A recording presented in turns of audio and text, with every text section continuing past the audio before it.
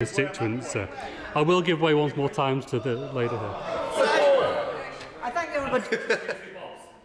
thank the honourable gentleman for giving way. Will he acknowledge that the only reason he is able to reel off these statistics is because this Conservative government has ensured that we now have 91% of monitoring across the country, soon to be 100% of monitoring across the country? And will he also acknowledge that this has only happened under a Conservative government and that the last Labour government did absolutely nothing?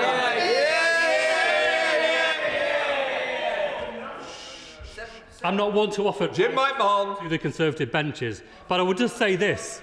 For eager backbenchers bobbing for their whips, you might want to check your constituencies' own data before getting up to defend the record. Sorry, Mr. Seeley, I'm hoping you're trying to catch my eye, but you won't do it by keep chunnering from that position. Jim McMahon. Thank you, Mr. Speaker, because she will know that her own constituency has had nearly 2,000 sewage dumps taking place. Well, that's fine. If she wants to defend that record to her constituents, then so be it. And if she doesn't want to remind her constituents, I can guarantee this, the Labour candidate will. Absolutely. And that's what this debate is about. And that's why members are so exercised. Let's be honest. Our members exercised because our rivers, our lakes and our seas are being dumped on, or are they exercised because now they've realised they might have to face the consequences of that dumping? That's what the excitement's about. I'm going to make some progress. Now, the government will blame everybody. The Victorians, devolved administrations, home drainage, house builders, people flushing items down the loo. Now, it's true, this has to be faced on multiple fronts, but there is one common theme that's run throughout the Secretary of State's period. What is it?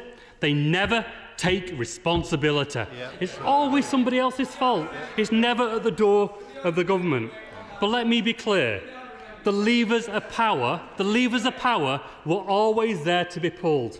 And the truth is, the government didn't even lift a finger to try. And that's why we're in this situation here today. I'll give way at the back. I thank my honourable friend for giving way. 100 years ago in St Helens we had chemical factories, coal mines, glass works and no environmental regulations, but with 835 sanctioned spills in 2022, pollution in our rivers and waterways is arguably worse now than it was then. So does he share the frustrations of the volunteers who look after the Sankey Canal and Valley, who engage in activities like litter picks, that no matter how much rubbish they can get from the towpath, there's 10 times more going into the canal itself?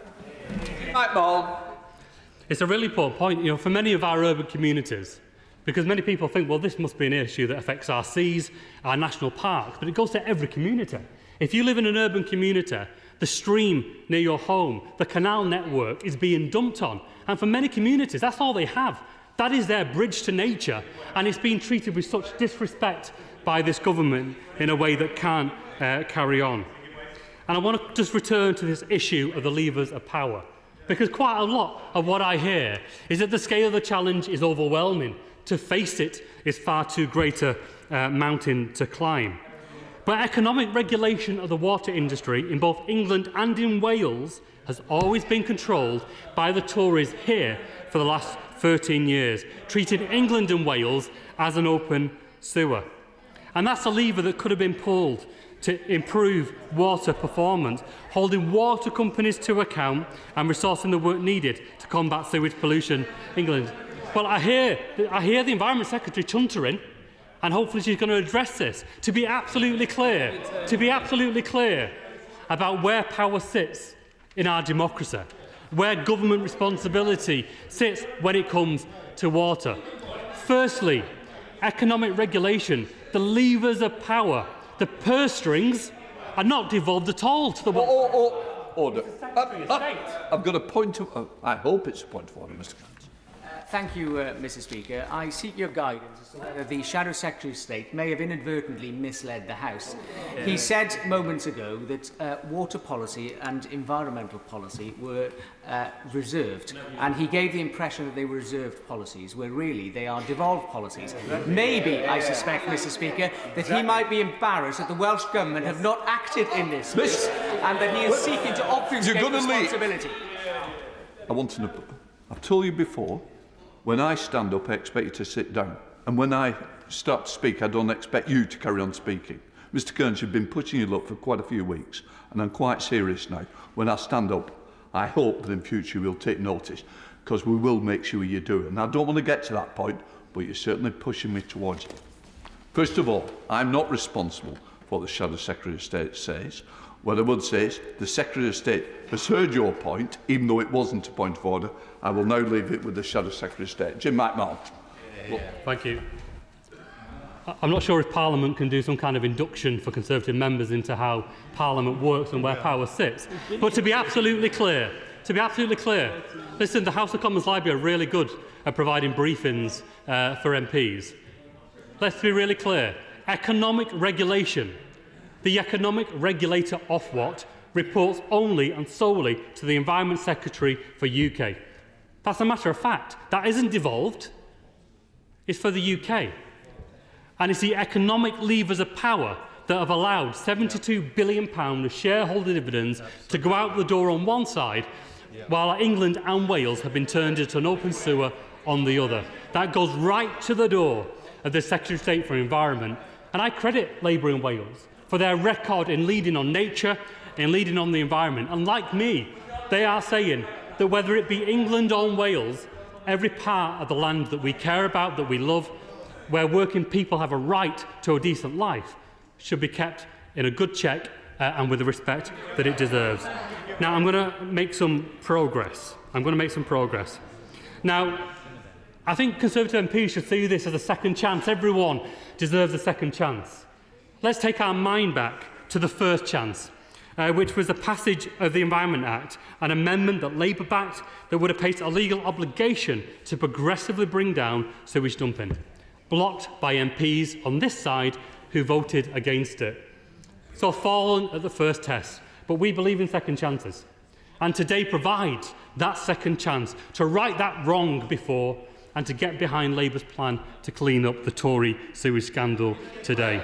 Now, I want to come to Labour's record, because the Conservatives would have you believe that this is inevitable, that there is nothing we can do about the scale of dumping that's taking place, that there is no alternative, or somehow it's always been terrible. That isn't what the evidence says. Now, the last Labour government has a proud record of delivering improvements in water quality. Shortly after the Labour Party left office, the Environment Agency, her own department, reported that our rivers were cleaner than at any time than before the Industrial Revolution. In fact, it was in 2002 when the then Environment Secretary, the former member for Oldham West and Royton, as it happens, celebrated how clean the water was when he took to the water in Blackpool with cameras looking on to celebrate that proud moment when it met bathing water quality status. I wouldn't think the Environment Secretary today would have the confidence to go swimming in the shores of Blackpool, given over the last year it's had 22 incidents of raw human sewage being dumped in that water's 62 hours straight into the Irish Sea. And so we've shown that Labour will clean up the Tory sewage scandal. We've done it before and we can do it again. And in the absence of any leadership from the government, Labour is stepping up. Today, finally something worth getting behind. After waiting for 13 lost years, a whole generation of opportunity taken away. I want to address cost. Now, we're in the middle of a Tory cost of living crisis. Households are being hammered. At every angle, it seems like things are getting worse and not better. People see that when they go to the supermarket for their shop. Again, I should say, a risible failing on behalf of the Secretary of State responsible for food, who doesn't think it's her job to have a round table of the food industry. Straight through to energy bills and mortgages, people are feeling the pinch. And when it comes to water bills, let's be clear, people are already paying for a service. And sewage treatment is identified, itemised on every one of our bills, but it's just not being delivered. And instead, the Tories are allowing water companies to cut corners and to dump sewage untreated. Now, does that mean to come on to this point, because it ties in. It ties in with following the money and tracking back to the impact. Because the storm overflow data, this is the data that water companies themselves provide to the government, tells us that not a single one of the dumping incidents from last year were a result of exceptional circumstances. It wasn't down to rainfall, it wasn't down to storms. The water companies themselves and the government say it's nothing to do with any of that. It's a lack of treatment and it's a lack of investment. So not a single one, not a single one. Well, I would hope the member can learn to be quiet without the attention, quite frankly. It's just basic good sense. It's just basic good sense. Let me make some progress. Because we need to address this issue about who pays. We believe that the polluter should pay. Now, at the same time, water companies have walked away with £72 billion in dividends, and water bosses are enjoying payments of millions of pounds and bonuses even after sewage dumping has been identified. And this is what this bill is all about. It's about fixing those loopholes that allow poor practice, corner cutting, and to ensure that the government and the water companies together are acting in the public interest. It's not right that working people are paying for the privilege of raw human sewage to be dumped in their communities. I will now give way. He's been very persistent. I thank I've not decided what I'm taking. Paul I thank the Shadow Secretary of State for giving way, and I noticed that his paragraph on the Labour record was very short. Perhaps it's because, under their government, 7% of sewage discharges were monitored by government, whereas it is now 91%, with an ambition of 100% through the legislation that the Secretary of State has laid down. Why can't he stand at the dispatch box and welcome that, and actually accept that his government did absolutely nothing about this issue in their time in government? Jim McMahon. I'm not sure that was worth waiting for. You were so persistent, I thought a gem, a nugget would come that would really advance the debate, but the House was left wanting yet again. I'm very proud of Labour's record. We went from the industrial pollution that was affecting our rivers and our canals to the cleanest water since before the Industrial Revolution. That was a progress. That was the legacy that should have been built on, but it was trashed. We've gone backwards and not forwards. Now, we need to change the culture within water companies to demand change. Setting down legally binding targets, enforcing straightforward penalties for failure. Now, this bill protects bill payers in law. No ifs, no buts. The cost must and will be borne by water companies and their shareholders, protected in the text of the bill in black and white. And that's the basis of this motion. And it's what members on all sides of the House will be voting for later today. Not a fabricated version of reality that doesn't hold to the evidence. Not more jam tomorrow, asking people to wait to 2050 at the earliest to see an end to the sewage scandal. In black and white, a plan finally to end this scandal. Now, let me just outline what the bill does before I begin to close and allow the members who have submitted to speak. This bill will deliver mandatory monitoring on all sewage outlets and a standing charge for water companies who fail. That will mean where a discharge station isn't in place or where it's not working, the water companies will pay a standing charge assuming that sewage is being discharged. Automatic fines for discharges, ending this idea that you've got to go through a costly, protracted investigation and prosecution to hold water companies to account. Water companies will pay on day one, the second sewage is discharged, and legally binding targets to end sewage discharges, the scandal, by 2030. And we will give power to the regulators to require them to properly enforce the rules. And critically, and in black and white, we will make sure that this is funded by eroding shareholder dividends, not adding further pressure onto households through the customer bill. And let me be clear that any Tory abstention, any vote against this motion and the current bill is yet another green light to continue the Tory sewage scandal. I'll give way once more before I wrap up, just on the front. Bags, mate, the honourable gentleman has made the absolute fatal error of thinking that we are supporting the water companies. We are holding them to account, which is exactly why we have threatened them with unlimited fines. It is exactly why Ofwat has passed new rules to restrict the dividend payments. It is exactly why we now have the most stringent measures in Europe on water companies. What did the Labour Party do? Because they didn't hold water companies to account. Jim McMahon. Well, he's definitely curried favour with the Whip's office, and I give credit to him, to the way which he energetically read out the Conservative Whip's office top lines. Now, let me just say this. One second, because we had earlier the comment from the member for Hastings and Rye that her office wasn't informed of the visit that took place where we met our fantastic candidate Helena Dollamore just on there. And I've got the email here that proved not just that her office was emailed, but that the email was also acknowledged by her office as well. So I would just say gently, before members raise a point of order on such an important matter. I don't know whether the member wants to come back on that. No. OK, then carry on. I'm not surprised. Just like all the rest of it. I don't know. I just don't know what. To come straight to the point around, have the Conservative government in the 13 years in office treated this with the importance that's needed and dealt with the water companies? He can answer the question. He can answer the question to his constituents. Over the last 13 years, why is an average of £1.8 billion every year been taken in shareholder dividends and not invested in water infrastructure? That's a record. I don't care about what the Whip's office brief out. I care about the evidence base. That's what every debate in this House should be dealt with. So I just ask him respectfully maybe to go away and to test the evidence rather than reading the top line. Now, this is the first step. I'm going to bring this to a close. There's lots of members who are put in to speak in this debate, and they have the right to have their debate heard. So let's wrap it up. This is the first step in Labour's reform of the water industry, and it works towards building a better Britain.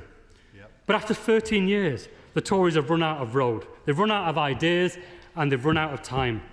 Labour is ambitious for Britain, and we're ambitious for working people. And that starts with treating the country with respect, working people with respect, and local businesses with the respect that they deserve too. Thank you.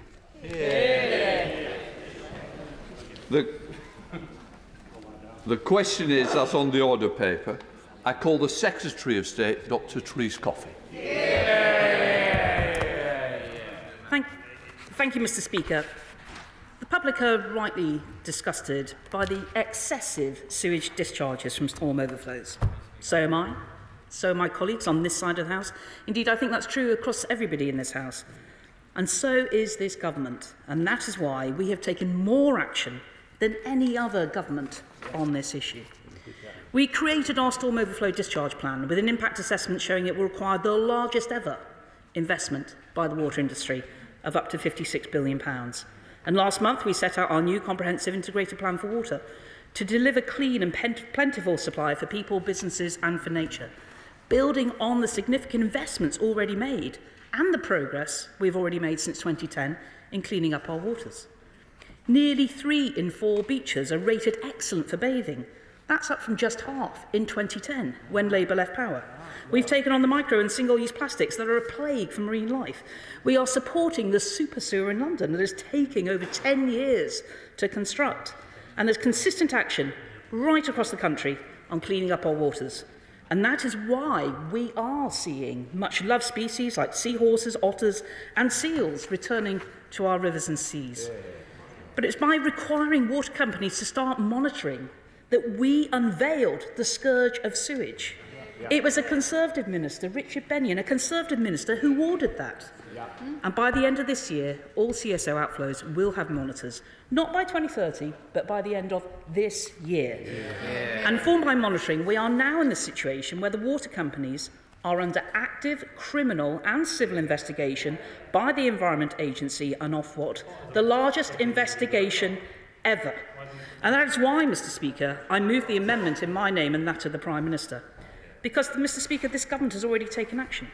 Now, reading the motion today, We already have a target for reduction in sewage discharges, which we will put into law.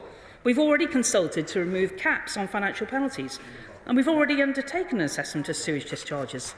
But unlike the opposition, we have a credible, costed plan to stop the scourge of sewage. Now, today we've already heard a barrage of blame, a finger-pointing, but when it comes down to it, we have not had a credible costed plan to tackle this. You know, I'm used to the personal attacks, the diatribes, the cheap shots. I tell you, Labour's plan is not a cheap plan. I grew up, or my parents lived in Frodsham for some time, so I'm very conscious of the River Weaver, and of course I grew up in Liverpool, so I'm very conscious of the River Mersey. That has got cleaner and cleaner over time, thanks to ongoing continued investment in all that time. And what I would say, you know, frankly, we should be having a grown-up debate about the public. You know, frankly, a lot of this plan that he sets out is pointless because it's already being done. And to some extent, you know, frankly, we were talking about food. I guess the honourable gentleman has taken up growing magic mushrooms. You know, he's trying to keep the... They didn't publish this data. They weren't monitoring it. They kept people in the dark and they fed them BS for all the time they were in government. Grateful to my honourable friend for giving way. Isn't she slightly surprised by the tone that's been struck by the opposition in today's debate? And doesn't she agree with me that they rather need to show a bit more humility? Because if they were really serious about these proposals being their official party policy, wouldn't we expect to see some evidence of that being implemented in a part of the country where they're in power, namely in Wales, where there are no targets, there is no credible plan for tackling this issue? Honourable friend is absolutely right. I mean, I guess I'm just concerned that the Shadow Secretary of State, who is ambitious to take my job in the future, I'm confident the Conservatives will win the next election, partly because we're used to dealing with this sort of rubbish which we have to clean up when Labour leaves office. But what I will say to him gently, Ofwat is a non-ministerial department. The Welsh Government sets the strategic policy statement to Ofwat for matters in Wales.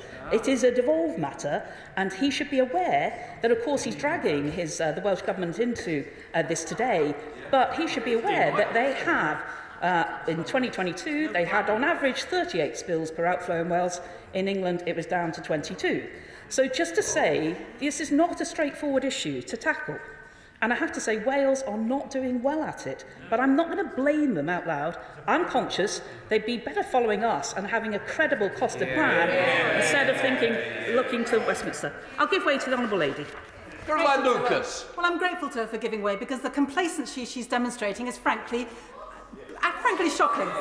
Not one English river is classed as being in healthy conditions. None meet good chemical standards. Few meet good ecological standards, and they have been in power for 13 years. That is a record of failure. When you look as well at the fact that dividends now average £1.6 billion a year, that's money going out of the system altogether, why won't she actually accept that privatisation has been a complete failure, put it back in public hands and make sure the investment goes where it's needed? Well, Mr. Speaker, the Honourable Lady should be aware, of course, that during our time in the last decade, we put into place legislation that made it tougher to meet ecological status. That includes taking on the monitoring of certain chemicals, which isn't done by the Welsh or Scottish governments. And that's why we'll continue to work on this in quite a specific way. But what I will say to her is that we are absolutely leaning into this issue. You know, I genuinely wish they'd started to sort out the issues while they were in office. I'm not saying they did completely nothing, but they certainly weren't being clear with the public on what was going on. And we knew in 2010, just in a moment, that there was no money left after Labour's damage to the public purse. The Labour Chief Secretary then was honest enough to tell her that in his own writing. What we didn't know was quite the mess left behind for yet again a Conservative government to clean up, and that is what we've set about doing. I give way to my honourable friend. My right honourable friend agrees. Sir Oliver Hill. Since the privatisation that's just been criticised, the amount of investment has doubled and has been £160 billion. My honourable friend is right, and when we're talking about sources of financing, I mean, does the Honourable Lady or indeed the opposition want to see fewer hospitals being built, fewer schools being built, and all the other ways that we are spending taxpayers' money? I'm conscious that my honourable friend from Bracknell would like to intervene. James Sunderland. Mr. Speaker, I listened earlier to what the Labour frontbench had to say. Under the last Labour government, the pumping of raw sewage into our waterways was unregulated, unmonitored and completely unrestricted. Since 2010, this government has increased monitoring of outflows to almost 100% next year, £150 million of punitive fines of water companies, and has sponsored investment of over £56 billion over decades into the water network. This is the first government to tackle this issue for many decades. Does Secretary of State agree with me that the Labour Minister was talking poo? Secretary of State. Well, Mr. Speaker, I think that was a polite way of what we've heard. But, of course, Mr. Speaker, sewage overflows themselves are not new. We know they are a result of Victorian plumbing infrastructure combining wastewater and surface water pipes designed to act as a safety valve, so the impact of heavy rainfall would not lead to sewage backing up into people's homes. Now, that is over 100 years ago, and since privatisation, we saw that much-needed investment into our leaking water network, such that certainly over 30%, if not close to 40% of pipes have been replaced in that time. But, of course, it was in Labour's time in government, starting back in 2003, when it was actually the European Union that took the Labour government to court in relation to sewage discharges from overflows. It was in 2009, it was the Labour government who introduced operator self-monitoring, allowing water companies to mark their own homework. But with minimal progress under Labour, it was, as I said earlier, a Conservative minister who recognised the problem and that we needed an objective means of measuring discharges. And that's why, in 2013, water companies were instructed to monitor when and for how long their storm overflows operate. Now, this data is published online, and thanks to our Environment Act, this will now need to be provided in near real time. And as I've said already, all storm overflows will be monitored by the end of this year. And it's the monitoring and opening up, in just a moment, it is the monitoring and opening up of information that has exposed the scale of this issue. It's why we've already had successful criminal prosecutions. It's why we have that unprecedented criminal investigation underway right now. And it's why, frankly, we see a Labour Party desperate to make up for their failures when they were in office. I give way to my honourable friend. Thank my right honourable friend for giving way. And would she also be kind enough to clarify to the House that when we talk about storm overflows, that in most cases, certainly in my constituency, that is over 95% of rainwater, and is certainly at no point raw sewage being dumped onto our beautiful beaches. She's right. Well, I agree with my honourable friend, and I think, facts are our friends on these matters, and it's important that we continue to make sure our constituents are well informed. Now, I do agree with the Shadow Secretary of State. There's a massive difference between a press release and a plan. A big difference. And we've already set out our plans, and we're delivering them. The Environmental Improvement Plan, our Integrated Plan for Water, which is tackling all forms of water pollution, from transport and metal mines to forever chemicals and farming. And indeed our storm overflow reduction plan. And that's why I'm pleased to announce today that we are planning to enshrine this further in law.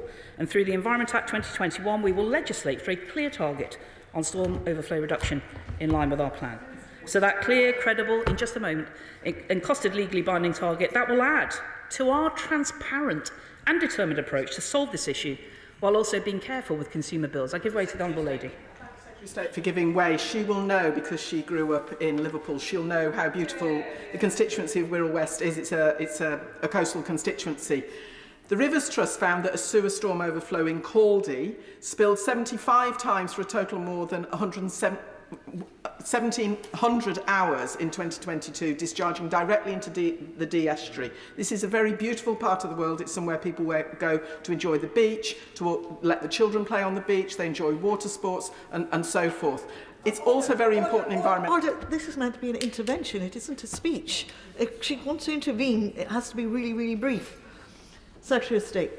Well, I share with the Honourable Lady my love of that part of the North West. Of course, that's where I grew up. I used to cycle down to the River Mersey very regularly on the Otterpool prom. Not quite so much a visitor to the other side, apart from when I was visiting family elsewhere. But what I will say to her, it's thanks to the openness of this government in getting that monitoring done, publishing it, that scourge of sewage, the scale of it has been unveiled. And she should welcome that, But she should also welcome the active plans that we are doing and have been undertaking with investment, and there's going to be even more to try and reduce, if not eliminate, that sewage underway. So I'll give way to my honourable friend. I thank the Secretary of State for giving way. I have the River Itchen and the River Hamble in my constituency, and it's a privilege to represent that constituency. I met Southern Water last week, who have now got an investment plan purely because of the 91% of monitoring that this government has put in place. Would that infrastructure investment be able to go ahead if we were just having 7% of rivers monitored? Well, I think quite clearly the answer would be no. There wouldn't be the scrutiny that there is today. There wouldn't be the investigations that are already underway. And what I will say to my honourable friends is, the Hamble is a very precious sailing river. I know that, going out into the Solent. And it's important that people have confidence. And that is why our plan has that investment behind it, and that we will continue to make sure that our waters are cleaner and cleaner than ever before. So after many I won't give way, I'm just trying to make a bit of progress. But after many press releases, Madam Deputy Speaker, it's good to finally see a little bit of detail regarding what the party opposite will do about sewage. But as I've already said, to some extent, this is already being done. So that's why today, frankly, feels like another gimmick, if not a sham, from the party opposite. Now, I understand in the bill that's been hastily prepared, I believe it was published last night, that he is pulling Wales into this, and we've already somewhat covered this, but based on his logic, I'm not surprised he's embarrassed about the Welsh record. And if the longest sewage discharges in 2022 in Britain last year, the top two were in Wales. In terms of hours of sewage discharge by constituency, 3 of the top 5 constituencies were in Wales. That's according to the top of the poops. Now in 2022, the average number of spills per outflow in England was 23. In Wales, it was 38. As I said, I'm not seeking to blame the Welsh Government, but candidly, facts are our friends, and that's why we will keep going. Instead of the fudge, instead of the obfuscation, we'll keep going with our credible plans, because we are determined to clean up our waters. Now, I will give way to my honourable friend. I'd like to thank the Right Honourable Lady for giving way. Would she agree with Law Wales, and I quote, Senedd Cymru generally has legislative competence in relation to all aspects of water quality, water resources and water industry in Wales. And contrary to what the Shadow Minister said, this is the responsibility of the Welsh Government. Well, my honourable friend is absolutely right, as is the person he quoted. I mean, this is a matter dealt with by the Welsh Government, and they issue the same strategic policy statement to Ofwat that is delivered by my department, and indeed a price review is underway right now. But going back to some of the other different elements, I will give them. I'm grateful to my right honourable friend for giving way. When she introduced legislation, clearly it would be aimed at England. Did she give the Welsh Government the option of extending that legislation, the tighter restrictions, to also include Wales, to ensure there would be a tighter, uniform structure across both nations? Well, understandably, Madam Deputy Speaker, the Environment Act principally addressed England, and it's important that we respect the devolution of the Welsh Government. And they have it in their own powers to act, and they undertake different things in what they do. But I think it's fair to say, I don't think they shy away from the fact that this is a difficult task, it's a difficult challenge, and while I commend them on the many beautiful beaches that there are in Wales, which I've visited many times in my life, including in both right honourable members' constituencies, this is not straightforward to do. It's not an overnight fix. It has to take credible plans, and that is why this government is right to be progressing with them as well. I'll give way to the chairman of the Select Committee. Further to the previous intervention, would she agree with me that Welsh Water is a not-for-profit organisation, so the argument that the Shadow Secretary of State makes about using dividends to pay for this doesn't wash in Wales?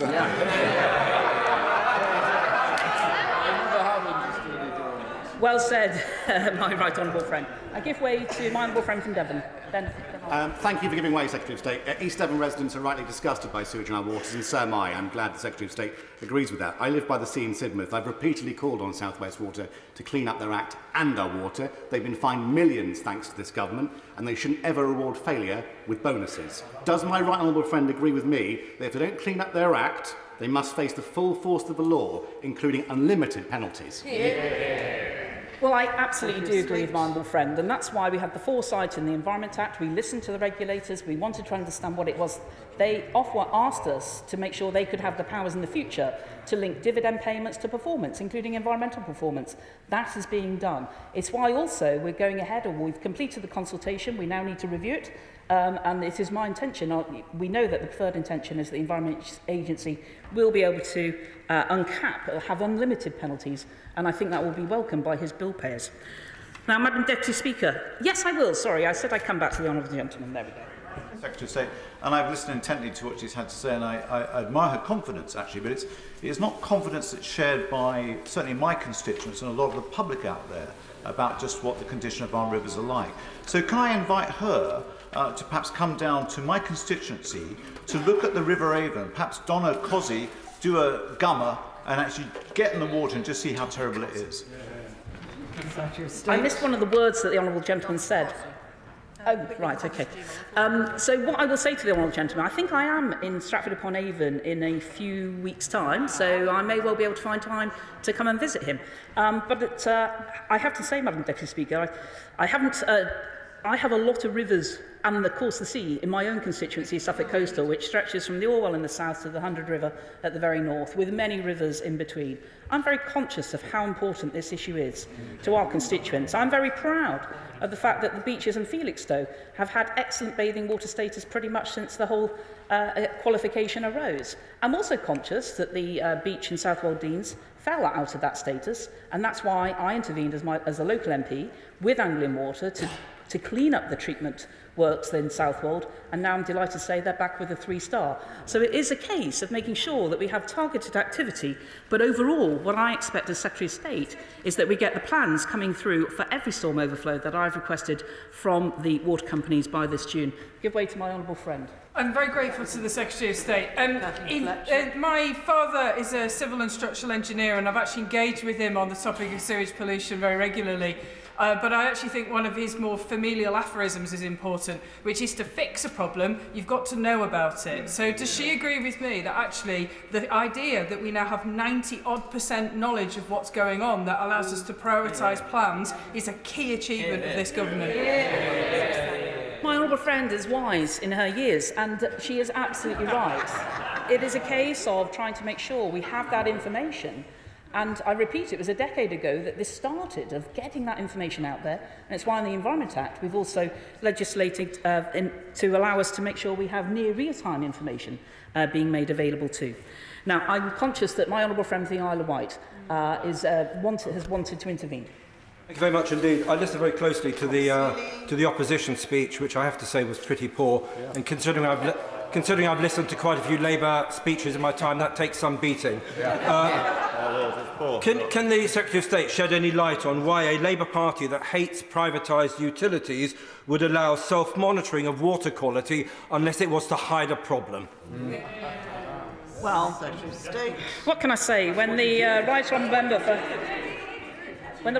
for Holborn and St Pancras ran for leader of the Labour Party, he suggested that there should be common ownership, which I would say was nationalisation. It's yet another flip-flop from the Labour Party when they realise one thing to get into power, another thing when they're actually in it. Yeah. So what I will say is that we need to continue with what we're trying to do in order to cut sewage discharges. Now, there's a question about 90% by 2030. I completely understand the headline-catching figure, but in any previous scrutiny by the media, or indeed today, there's been no credible costed plan. That's why I suggest the honourable member is detached from reality and, frankly, trying to pull a fast one with the public. Yeah. Our Storm Overflows Discharge Reduction Plan outlines the largest infrastructure programme in water company history, and it will deliver the toughest ever crackdown on sewage spills, transforming our Victorian sewage infrastructure. The plan sets targets that will be underpinned by legally binding changes to company permits designed to front-load action in particularly important areas such as bathing waters. And to ensure these ambitious targets are realised, I've asked the water industry to produce a detailed action plan for every single storm overflow in England by June. And a critical element in the development of these targets in our plan was an assessment of technical deliverability and cost. That's why the government published a full impact assessment and an additional report on the cost of eliminating discharges from storm overflows. Now, if the Shadow Secretary of State would like to deliver 90% reduction by 2030, I guess it would have helped if he could have informed this House on how he actually planned to practically deliver £56 billion worth of capital projects in the next 7 years, never mind separating enough combined pipes to go almost 2.5 times around the Earth in just 7 years, or indeed build 40,000 Olympic-sized swimming pools of additional storage capacity. I mean, we have to... I will give way to my friend in just a moment, but what will the Labour Party's proposals really mean for customers' bills? And even he is not naive enough to think there's a magic money tree for this. I thank the Secretary of State for giving way. She's just mentioned the very important thing about water companies producing plans. Can she reassure me and all the people of the South West and South Devon that these plans will have to be enforced and that we will be keeping a very firm eye on their implementation? Indeed, I can give my assurance to my honourable friend, and indeed we will continue to make sure that the licence fees, and that is funded, supposed to include inspections in the permits that they have, the cost of the permits they're paid, and we will be also considering further what further changes might be needed in terms of funding to support that through the licence permit fees. I have to say, Madam Deputy Speaker, perhaps there was going to be a sewage tax or something else as set out by the Liberal Democrats, though that tax would take some 500 years to fund the level of investment required. Dare I say, it's another classic Lib Dem policy, all soundbite but detached from reality, while we have an ambitious, credible and realistic plan. In terms of mandatory sewage outlet monitoring, the government is already doing this, already 91% in place, and the rest will be completed by the end of this year. I'll just make a few more points. The Environment Agency will also make sure that water companies are carrying out monitoring in line with their permit conditions. And the monitoring requirements introduced by this government have been instrumental in enabling the regulators to undertake the largest criminal and civil investigations in water company history, with the sewage discharges covering over 2,200 treatment works. And it's through the powers in our Landmark Environment Act that we're also making it a legal requirement to have that near real-time data on sewage discharges available to the public. And the consultation for those regulations is live now. So we are going even further, as we are placing a duty directly on water companies to monitor the water quality impact up and downstream of all their assets, not just storm overflows, but wastewater treatments too. I give way to the honourable gentleman. I'm very grateful to the Secretary of State. Of course, it's not just the responsibility of the water companies, because it's not just water company assets that discharge into our rivers. On the River Tame in Greater Manchester, within a short section, there are 3 water assets, but there's also Johnson Brook and Wilson Brook. Johnson Brook regularly discharges raw sewage into the Tame because of a misconnected sewer somewhere along the reaches of that brook, and Wilson Brook regularly discharges chemicals into the Tame because of industrial processes. The Environment Agency's actions are appalling. What more is she doing? Order. We just can't have these long interventions. We just can't, because there are too many people who want to speak. It's simply not fair. Secretary of State. Well, I don't... Obviously, the honourable gentleman is raising very specific constituency matters. I'm sure that if he were to write to me or to the Water Minister, that we could follow up on that particular matter. Madam Deputy Speaker, I'm conscious that a lot of people have put in to speak today, so I want to make a few very further points clear. One of the things has been about automatic penalties. Now, the advice I've had from officials is that issuing such automatic penalties could actually limit subsequent liability for more serious enforcement action, and indeed higher penalties, where investigation found an incident was more severe than initially thought. Now, when a pollution incident occurs, the severity of the incident and the degree of culpability needs to be properly investigated.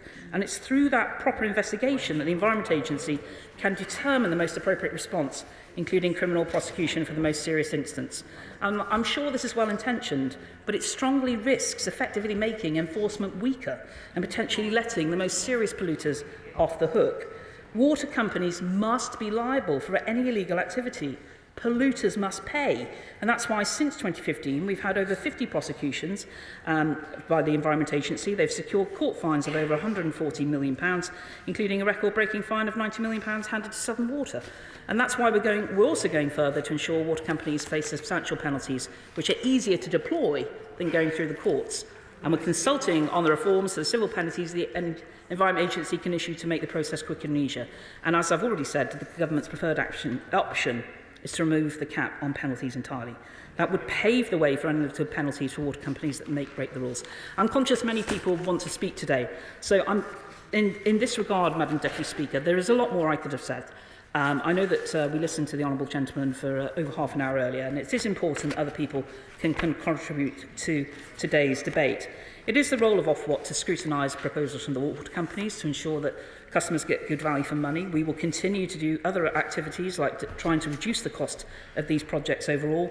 But I want to also flag that we will be continuing to make sure that we deliver our integrated plan for water. I believe it's a blueprint for a truly national effort to meet the stretching targets that we've set through the Environment Act. It includes actions to tackle every source of pollution, including sewage discharges, but also pollution from agriculture, plastics, road runoff, chemicals and pesticides. That plan is underpinned by significant investment. The scale and deliverability, plus the detail, means it will go further and faster than anything we've ever done before. And it certainly is going further and faster than most developed nations have ever gone before. Madam Deputy Speaker, in summary, Labour want monitoring. We've already delivered. Yeah. Labour want fines. We've delivered record fines. Labour want larger penalties. We're making them unlimited. Yeah. Labour say they want stronger sanctions, but they would, in effect, weaken them. Yeah. Labour want a plan. We've already published one. Ours is fully costed and credible. Labour say their plans won't impact household bills, but they can't say how much it would cost.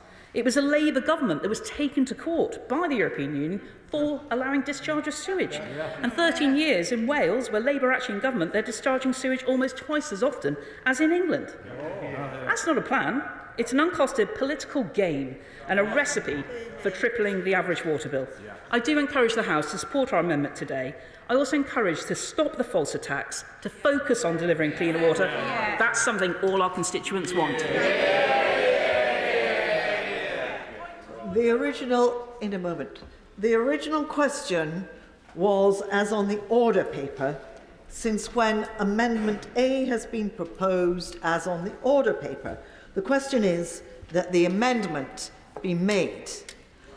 Before I call the first person to speak and indeed take a point of order, which I will do in a moment, it will be obvious that an awful lot of people want to speak this afternoon, so we'll start with a time limit of 4 minutes.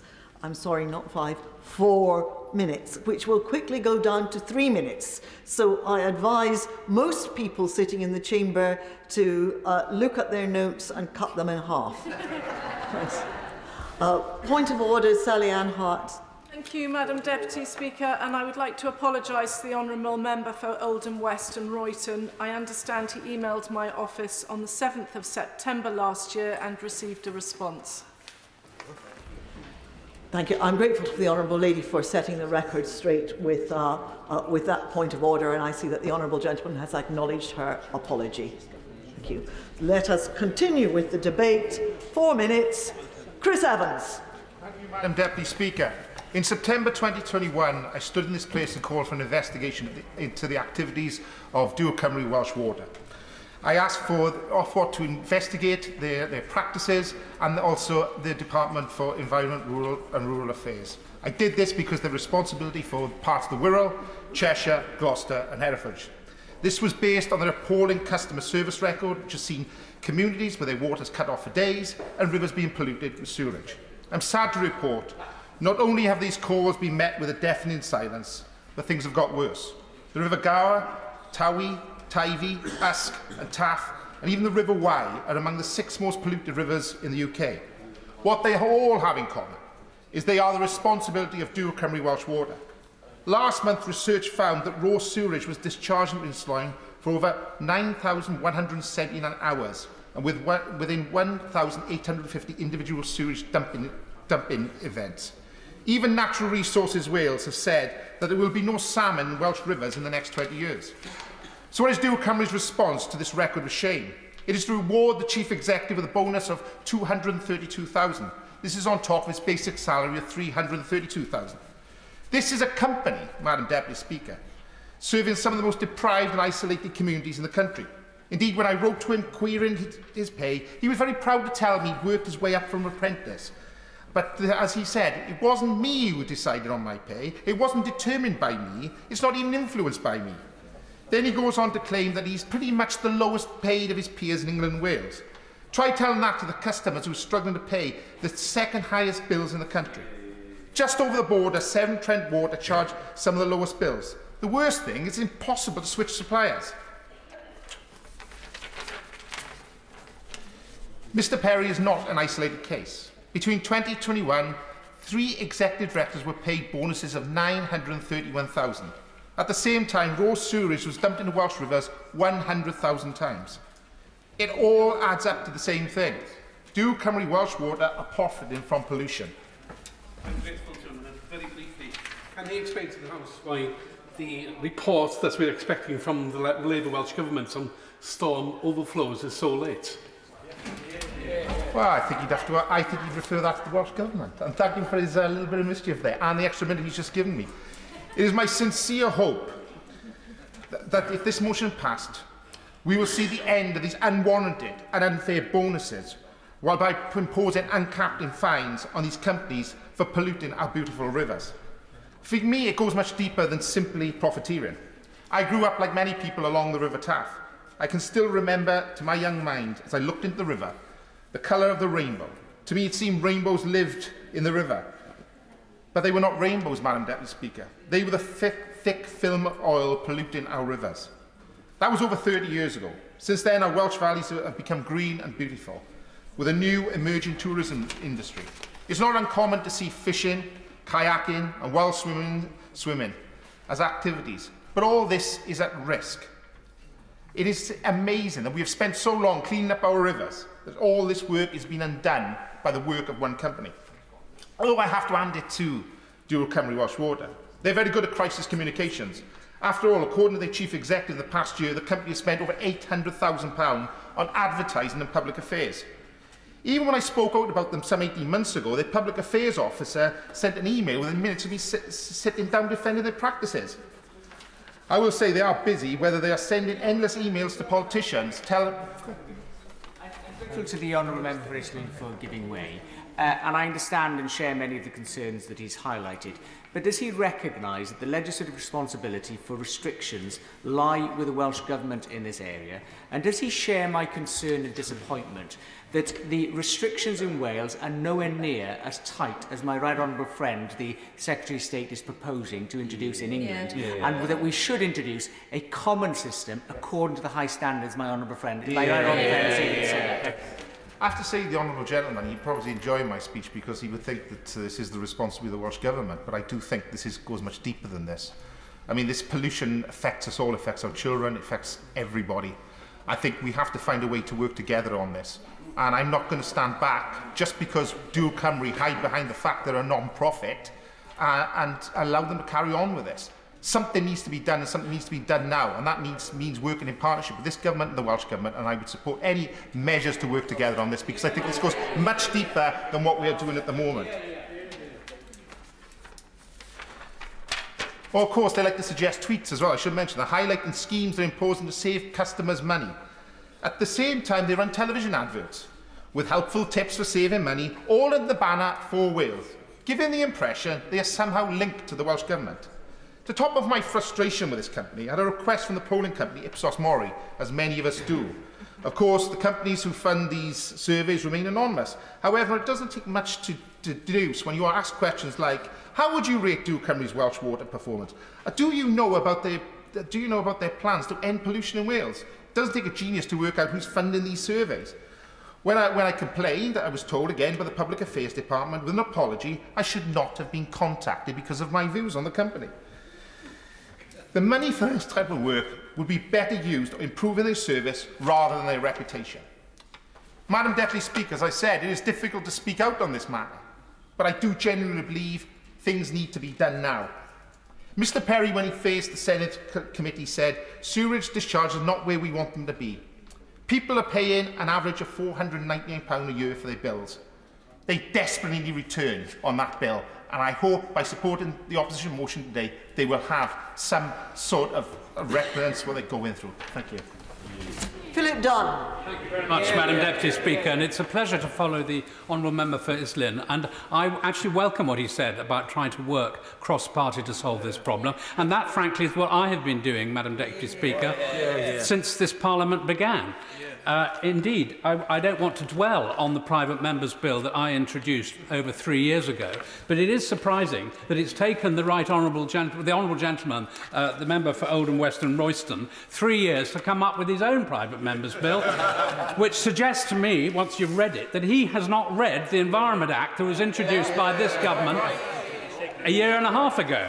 It was one of the weakest documents I've ever seen, and it was clearly concocted and manufactured purely for the purposes of this debate. And as he said himself in his own opening speech, it was actually introduced in order to benefit Labour candidates for the parliamentary election, whenever that comes, and current local elections next month. So the political opportunism is indeed shameful.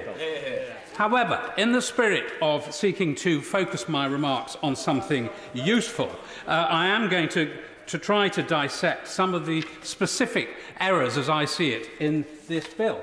First of all, as my right honourable Fred said in her remarks, the first clause talks about water quality monitoring requirements.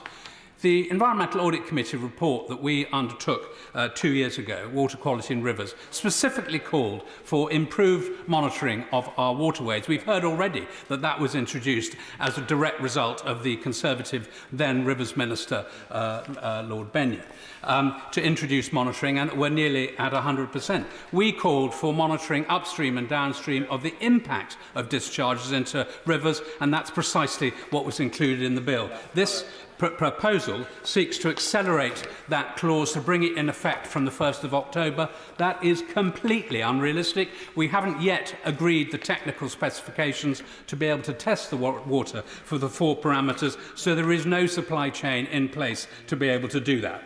Hopeless.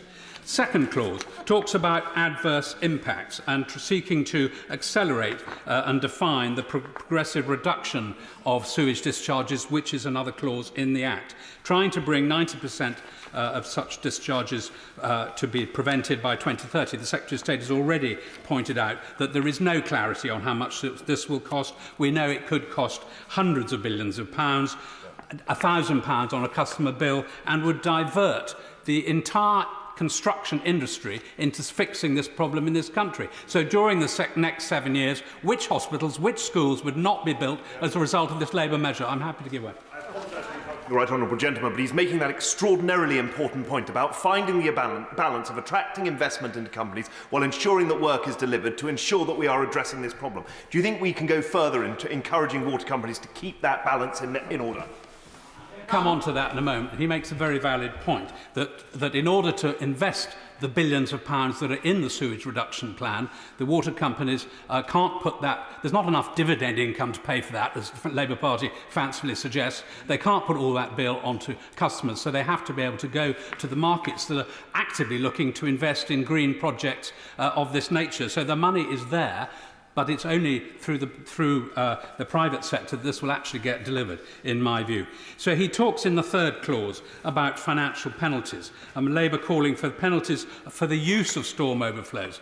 Well, as my right honourable Fred has also said, this is a matter of degree. This is already there, and it is this party that has introduced the Water Restoration Fund, which is being consulted on the moment, so that the over 2,000 investigations into licence permit breaches, which are currently being investigated by Ofwat and the Environment Agency as a result of direction from this government, the proceeds of any fines from that will go to help make the polluter pay. So this is happening, and what, of course, the Labour Party motion would suggest is that this would happen instantly, and it would put the entire water system into disarray. So it's another completely unrealistic proposition. Fourthly, they call for to produce a discharge strategy. Well, he's clearly not read the sewage discharge reduction plan that was published a year ago by this government. Finally, he calls for there to be a legal obligation to consult with Welsh ministers. Well, frankly, we've just heard the appalling performance under the Welsh Government of Welsh Water in Wales. And just to add to the clarity of the House, of the 83,000 spills in Wales, that represented almost 22% of the total spillages across England and Wales. It is, as far as my last look, the Welsh population was around 5% of the UK, not 22%. It's a hopeless case, a hopeless example, and the last thing we should do is take advice from the Welsh Government. Dan Jarvis. Deputy Speaker, Parliament debated sewage in the summer of 1858 during the Great Stink. So I think that in every respect it beggars belief that after 165 years of technological advancement and social progress, we're still debating sewage polluting our waterways. But we are, because something is going terribly wrong. The status quo is not working, and it is time to consign sewage pollution to history. Because water is not just another commodity, it's a vital public resource, and we should manage it for the public good. Now, I accept, Madam Deputy Speaker, the task to reform the water industry for the public good is huge, and we have to work together to get it right, because water is an essential element. But let's be honest about it, filth is found in nearly every UK waterway. Take my constituency of Barnsley, for example. Yorkshire Water pumped raw sewage into our rivers and streams for 13,228 hours in 2022. And these figures are almost certainly underestimates because the monitoring budgets have been cut. It hasn't helped that due to ever tighter budgets, the Environment Agency's role to monitor and, when necessary, to prosecute illegal dumping in our waterways has been curbed. Since 2010, environmental protection funding has dropped 80% and for enforcement 40%. Prosecutions fell from almost 800 in 2007-8 to just 17 in 2020-21. Now, although England's main water companies were cautioned or fined over sewage dumping hundreds of times between 2010 and 2021, total fines amounted to just 0.7% of their profits. Water companies paid £57 billion in dividends between their privatisation between 1991 and 2019. So combined with servicing debt, these shareholder payouts have added around £93 to average yearly bills. So this is not some operational issue solved by small tweaks to the failing system. It's a systemic problem requiring transformative action and an approach that sees water as a basic necessity rather than a commodity. The current arrangements to regulate the water industry mean the regulator is simply not equipped to tackle the challenges we face. So, we need a reformed regulator focused on protecting the environment and the public, which should have a social and environmental mission, and a responsibility to help push through a coordinated plan to address climate change, pollution and infrastructure upgrades. Crucially, a reformed regulator should bring together stakeholders, including local and regional government, but also community groups, businesses and experts. Campaigners should also be included, including stakeholders not least Fergal Sharkey for his tireless work to clean up our waterways. Madam Deputy Speaker, regulation of water for the public good means safe, sewage-free waterways and affordable bills that provide value for money for consumers. Cleaning up our water has always been a political choice, and it's in the gift of the government if they think it's time for fundamental change. I hope that they do, but I will be strongly supporting our frontbench motion today, because it's past time we started managing our public resources for private profit. Instead, we should be supporting them for the public good. Thank you. After the next speaker, the time limit will go down to 3 minutes, but with 4 minutes, Sir Oliver Heald. Madam Deputy Speaker, can I start by saying that this is an important issue, and I agree with the honourable gentleman for Barnsley Central that we should work across all parties in this place to try and improve what is a very difficult situation for our constituents and for the country. My constituency has 8 chalk streams. and I've been campaigning for many years to improve their quality, often with support from Labour members, such as Martin Salter when he was in the House, very keen angler, and people who joined the all-party group on chalk streams, which I helped to set up, are from all parties. But I was first shocked by the condition of two of my chalk streams in 2007. They ran dry, and these are sort of substantial chalk streams, the Bean and the Mimram. And I took the Labour minister to see them, and you know, he was shocked at the condition of them. The Worldwide Fund, myself and others, started a campaign, Rivers on the Edge, in order to get the huge amount of water that was being abstracted from these streams to get that reduced. And we were successful in that campaign, although by then the government had changed. But it then became clear that not only were these poor streams being abstracted, they also had pollution, they had problems with agricultural practice next to them, with nitrates going into them, and all sorts of other problems, including the sewage overflows. And I'd like to pay tribute to Charles Rangeley-Wilson, who's been involved in all the campaigns on this, about pollution, soil erosion, and also my right honourable friend for Ludlow, whose bill I supported, and I think we both were sort of slightly didn't support the government on one occasion over that. But Charles Rangeley-Wilson, he chaired the catchment-based approach restoration strategy for chalk streams.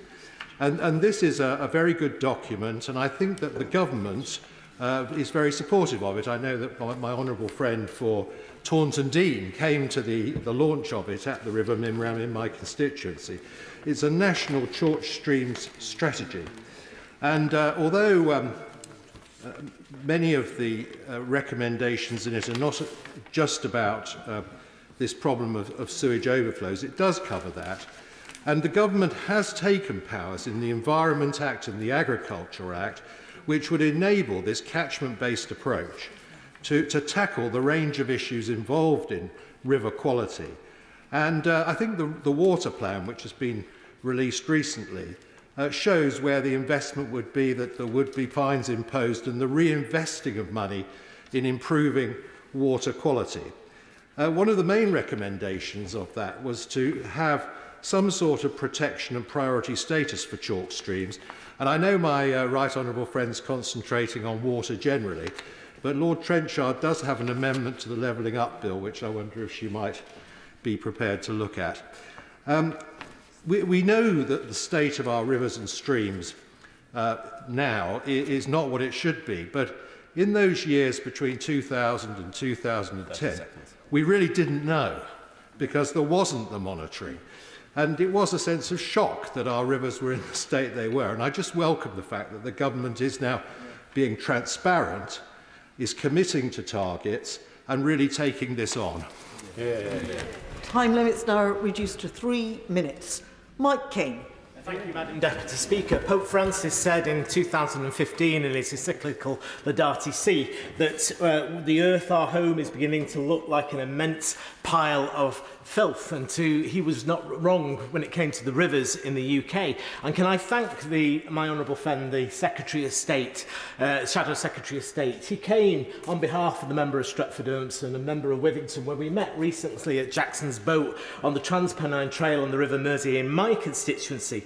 And we were met with Jamie Woodward, from the physical geography professor from Manchester University, who's doing so much work for us on the Mersey in our local area. And when we met, we were so pleased to see how well the Mersey was being used by cyclists, walkers. We know that there are kayakers on it, but in my constituency, according to the Environmental Agency data, United Utilities are the worst offender for dumping sewage into our local rivers and coastal waters. And it pains me to say it. I have a great relationship generally with United Utilities. They help with my cost of living events all the time. But almost 70,000 discharges into the regions, into our regional waterways. The smoking gun, the incontrovertible truth, if you like, is the loo roll, the sanitary sanitary ware, the baby wipes, bedecked tree roots, branches and plants along the course of the river that I cycle to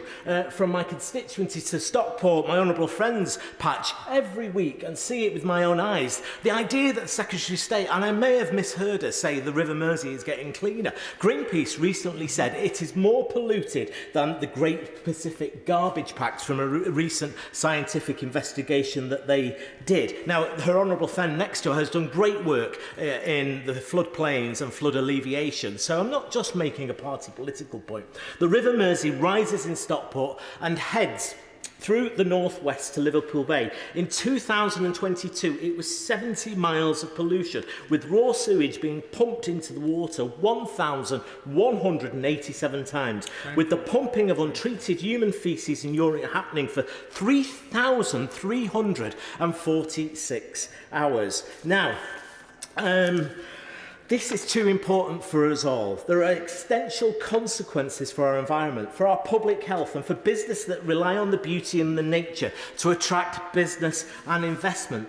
These waters are the same waters that the children of United Utilities staff and their shareholders wade through. It is unconscionable that they continue the practice in this full knowledge. I would like to urge them and their pension funds, Lazard Asset Management, BlackRod and Vanguard Group, you cannot sanction this any longer. I urge you to do the right thing today. Robbie Moore. Madam Deputy Speaker, and I am really pleased to be here once again having the opportunity to discuss this really important issue once again, because improving water quality, whether it be in our river systems or in our coastal environments, is incredibly important, something which all of us in this House care deeply about. And that's why I was very pleased to have voted for the Environment Act last year, which put in place key mechanisms. One, monitoring. Obligation on all water companies to monitor the water quality and publish real-time data on storm overflows. And we are now at that point of nearly getting to a position where we will have 100% data collection. Two, investment, a requirement on all water qualities to deliver up to £56 billion of capital investment over the next 25 years into improving our water quality. And three, a direction specifically on the Secretary of State to be able to issue a direction on water qualities to ensure that they are enacting their ability to clean up our rivers. And four, immediate investment, a direct investment of up to £7 billion in the next 25 years. All of these great measures, but it has to be noted, Madam Deputy Speaker, all measures which the Labour Party, the Liberal Democrats and the Greens actively voted against, voting against a direct investment of £56 billion in cleaning out our rivers. And that is something that all of us should not forget as we're going through this debate. And of course, the Prime Minister and the Secretary of State bringing out the plan for water, a requirement that reinvests all fines that water companies have been fined against to actively put back into reinvesting in schemes and to improve our environment, something that I'm very pleased that the Conservative benches have brought forward. And locally, Madam Deputy Speaker, in Ilkley, we had the River Wharfe, the first river that has been awarded bathing water status in the UK, something that was an application that was generated by the Ilkley Clean River Group, which worked incredibly hard on to get that application over the line. And I know that I had many a conversation with the Environment Minister and the Secretary of State on this. And of course, what does that deliver? Actively more involvement in monitoring, and has resulted in Yorkshire Water investing up to £13 million in infrastructure work that is getting done in Ilkley. All mechanisms that are going to help improve the River Wharfe in my constituency.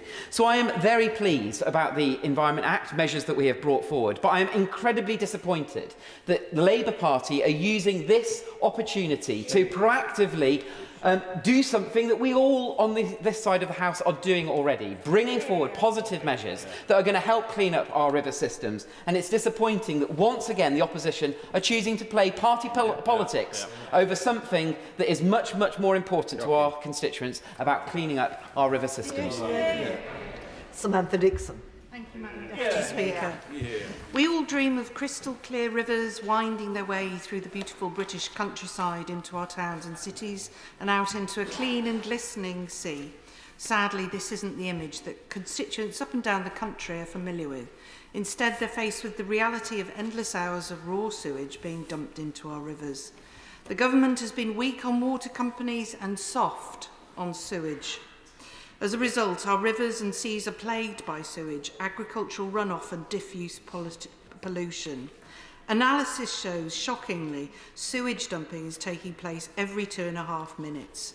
We all know that the environmental consequences are catastrophic. However, it's not just the environment and the wildlife that are affected. The Tory sewage scandal has serious consequences for public health and for businesses that rely on the beauty and nature of Britain to attract visitors and thrive. This is certainly the case in my constituency of Chester. The River Dee flows through my constituency and is one of Chester's greatest assets. It plays a vital part in our history and day-to-day life. The Groves on the riverbank is home to numerous businesses which rely on the beauty and, of course, cleanliness of the river. It's a popular destination for Cestrians and visitors alike to enjoy leisure activities. That is why, when I was elected at the end of last year, one of my first acts was to bring together Welsh Water and local river groups, businesses and residents for a summit of the Dee to set out a vision for a clean river, free from the frequent sewage discharges we see today. Businesses and sports clubs that rely on the river told me of the serious consequences they're facing. People are less keen to take part in river-based activities, and customers are even turned away from hospitality on days when the smell is too bad.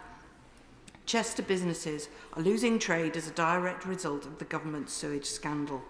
Indeed, on previous occasions, the world-famous Chester Regatta, the oldest regatta in the world, celebrating its 290th anniversary this year, has had to be abandoned because of sewage discharges.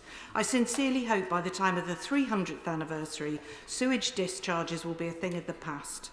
According to data published by the Rivers Trust, a total of 919 hours worth of untreated sewage and stormwater was discharged into the river in 2020. Despite nearly £500 million being cut from its budget by the central government in the last 13 years, its innovative projects, like Cheshire West and Chester's Council's new 1-kilometre rainwater drainage tunnel, that are helping to alleviate the pressure on our sewage system and reduce the amount of foul waste that ends up in the Dee.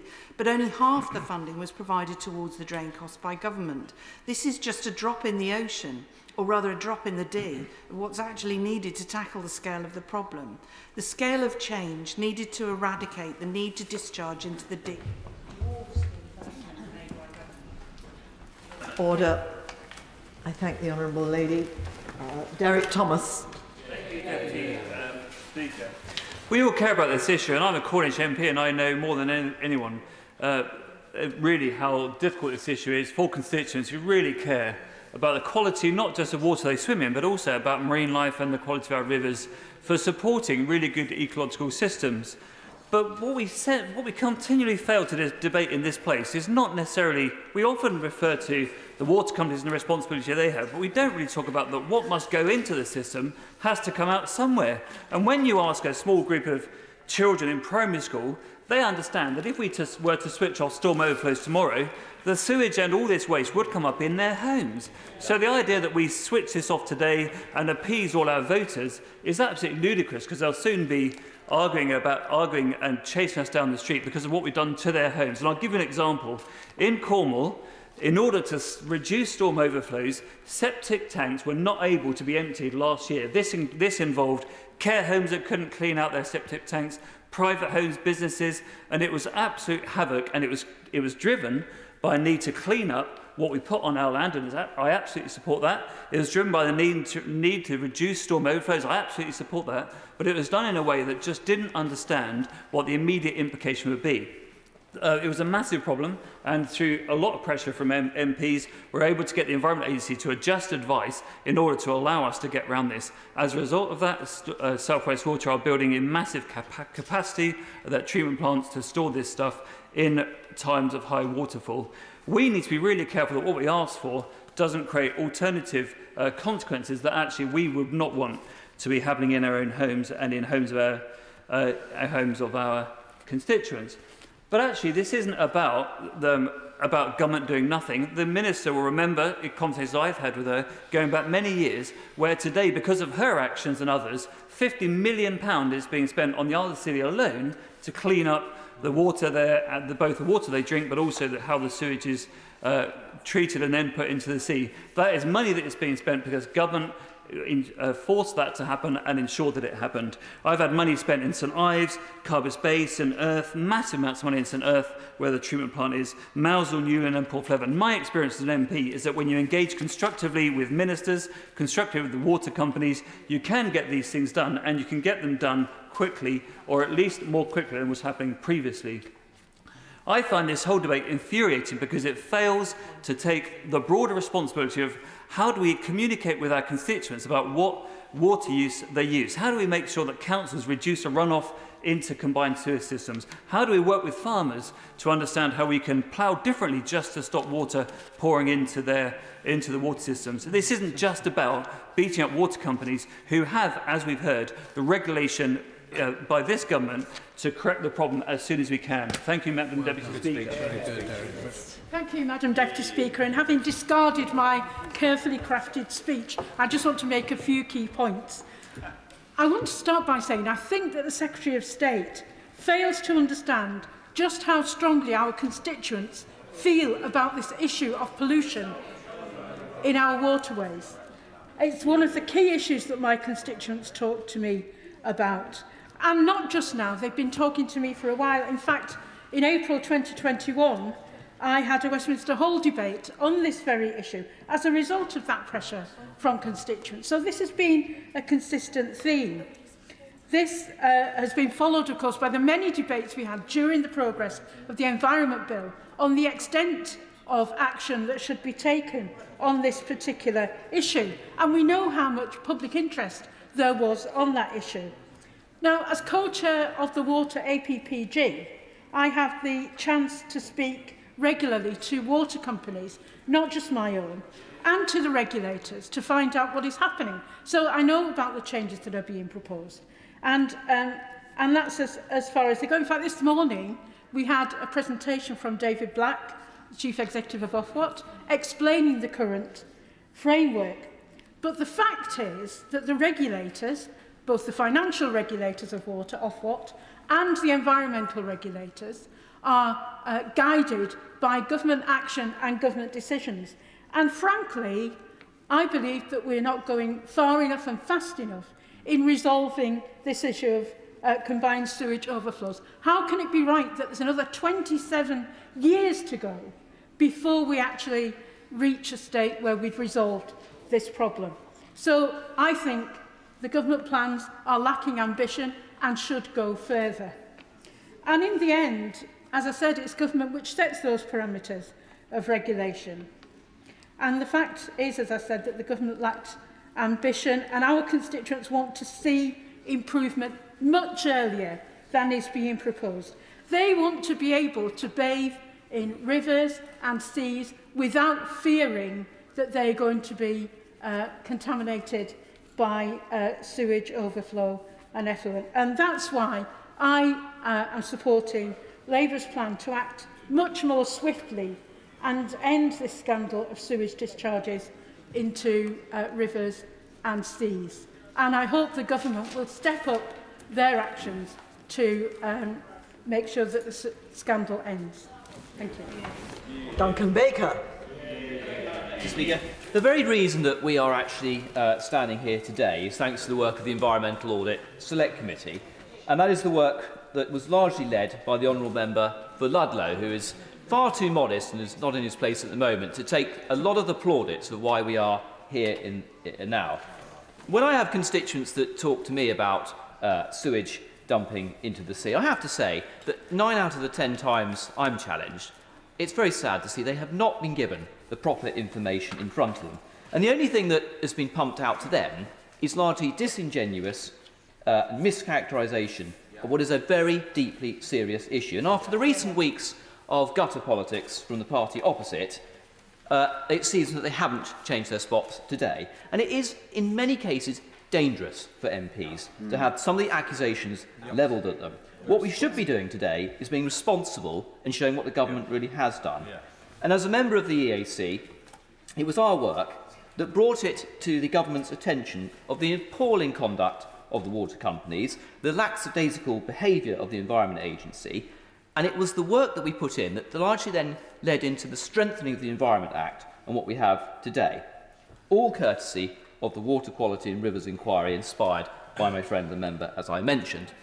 Now, of course, CSOs must be phased out, but you simply cannot do that overnight, not unless you want to see rainwater and sewage mixed together coming up through our Victorian network into our homes and streets. But the fact is that we didn't know what was happening with any great visibility until the EAC shone a light on it. And our job in this House is to be responsible legislators. We cannot vote for unworkable pieces of law, and the Duke of Wellington's amendment that led to this whole debate was unworkable. We cannot use and we cannot turn off CSOs after heavy rainfall tomorrow. It isn't feasible. What is feasible is the plan of action that we now have going forward. Now, in my constituency, we have been responsible. Anglian Water are investing £30 million in infrastructure to improve sites across my region, including dealing with sewage outflows as well. And it's the responsible action of this government that puts us well ahead of many other countries across the world, including in Europe, France and Germany. And if there is just one statistic that I would leave the party opposite with today, it would be that it is a Conservative government that have increased the percentage of bathing waters classified as good or excellent from 76% in 2010 to 93% in 2022. That is a record of serious improvement, and the plans that we have set out in our new plan for water is a serious step forward in us tackling this problem. Rosie Duffield. Thank you, Madam Deputy Speaker. To be frank, for the last 3 or 4 years, my team and I have had to discuss excrement on an almost daily basis. It's the stuff ruining the lives of my constituents in Whitstable. In a coastal town like ours, so much of course revolves around the sea. Our sailing clubs, seafood and hospitality businesses, our reputation as a top British tourist destination. Whitstable is always thriving, busy with dog walkers, boats coming and going, visitors enjoying a pint in the Neptune or a tub of locally caught whelks with their chips. But there are days when regular swimmers and sailors just cannot enjoy our waters at all, and we can see this happen far too often. So-called rare storm events are not at all. We haven't had any storms, yet Southern Water have again been releasing sewage into the sea continuously this weekend for 24 hours straight. Why? Of course, Whitstable is still a great place to visit, but while these incidents keep on happening, there's a real danger to UK tourism generally having suffered a real hit to visitor numbers since Brexit. French school children who didn't previously require a passport are no longer flocking to Canterbury's market stalls or studying at our language schools. We simply cannot afford the added damage the headlines about sewage are doing to our economy. But it seems not everyone is suffering. Those at the top of these water companies can probably afford to holiday elsewhere, while my constituents, whose incomes have taken a considerable hit, are expected to pay their water bills in full. It's little wonder that many are really angry about this. SOS Whitstable are a campaign group who formed following a public meeting I held in the summer of 2021 so that residents could directly confront the bosses of Southern Water. They're a group of very driven and knowledgeable campaigners who give all of their time for free, holding the water company to account and refusing to let them get away with just dumping sewage on our beaches. They recently appeared in Paul Whitehouse's excellent must-watch BBC documentary, Our Troubled Waters, and I'd urge anyone who wants to understand more about this situation to watch it on catch-up. SOS also started a petition which we recently handed into number 10. It calls on the government to consider renationalising the water industry. So please, I have asked 3 Secretary of States to come and visit our town and hear from residents exactly how they're affected. Please come and take me up on that offer. Listen to our sailors, our swimmers and our tourist businesses. Thank you very much. Sherilyn McCraw. Thank you, Madam Deputy Speaker. Most colleagues on these benches, myself very much included, have had a fair bit of what I like to call online sewage since the last landmark Environment Bill was passed. Not least since the Duke of Wellington's amendment was read in this House. And I have to say that opposition parties like to talk the talk, but they're not actually walking the walk, which is what this government is doing. I served on the Bill Committee for that Environment Act, and I was so proud to do so because it was a landmark piece of legislation, and it was the first time that any government was going to actually tackle this problem. And I have to say, Madam Deputy Speaker, that the opposition members that were on that Bill Committee did not say anything like the things they like to say in the chamber today. They were constructive, and we all came together like a good Bill Committee should to try and make the best possible piece of legislation that they have. Now, speaking as somebody who likes to swim in the sea and have done since I was a kid, anybody else that grows up near the sea will remember, if they're truthful, that they will have swum past, I'm sorry to say, tampons, sanitary towels, actual faeces in the water. Now, this isn't just around Cornwall. I grew up in the northeast off Scarborough, and that was happening there as well. Some of the surfers in Cornwall, by the way, joke that in the 1970s they used to go to the toilet at the top of their village and then watch it come out through the sewage when they got down to the bottom. And this is not a lie. This actually happened. So to say that this is a Tory sewage crisis is absolutely ridiculous. This is a Tory sewage solution that we are seeing, because finally we're actually grasping this and we are getting to the nub of the problem. So last October in St Agnes, we saw there was a big runoff. It made national headlines, and it was videoed, and it looked awful. And we learned, by the way, Madam Deputy Speaker, that that was actually runoff. Now, we have to believe that because this is what South West Water say and this is what the Environment Agency say, but my constituents are convinced that it was more than that because of the smell that they smelt. And so I would make one plea to the work that the Secretary of State is already doing. Can we have better testing and faster testing for these overflows when we're not sure what is happening? Because if we knew what was in the water, then we could have a more positive campaign by local authorities and water companies that say that actually this water is now safe to swim in, you are not going to get ill from this. And this is what I hope the work that we're doing now will lead to. South West Water is doing a lot of works around the Falmouth treatment works, amongst others, Old Hill, 24th North Parade, Prince of Wales Pier. 13.2 million is going to be spent by 2025 and 40 million by 2030. So South West Water, being a one-star company needing to get back to a four-star company, is starting to do the work. But I know that there is much more to do. And one final point, if I can, a plea to the Secretary of State, is that if we can, when the consultation has finished, make sure that fines that are imposed on water companies do go back into making sure that we can actually fix these problems. That will help us along the way. Thank you, Madam Deputy Speaker. Cat Smith. Madam Deputy Speaker, and last year in my Lancaster and Fleetwood constituency there were 685 sewage spills, and the total duration of these spills came to over 2,000 hours. So needless to say, my constituents have noticed. I was recently contacted by 85 Year 5 pupils from Merside Primary School in Lancaster who are particularly concerned about pollution in Lake Windermere and the impact it's having on wildlife and the environment. And I want to give a voice to those youngest constituents of mine today. One pupil, Karina, says it feels like the lake is no longer a tranquil body of water, it's just a mass of raw, grotesque sewage. They inform me that the Ambleside Sewage Treatment Works is built for 5,000 people, even though millions visit the area every single year. And they worry that the situation is getting worse and highlight that in 2016 there were around 100,000 hours of spills by the water companies in England, but yet by 2021 this had increased to 2.5 million.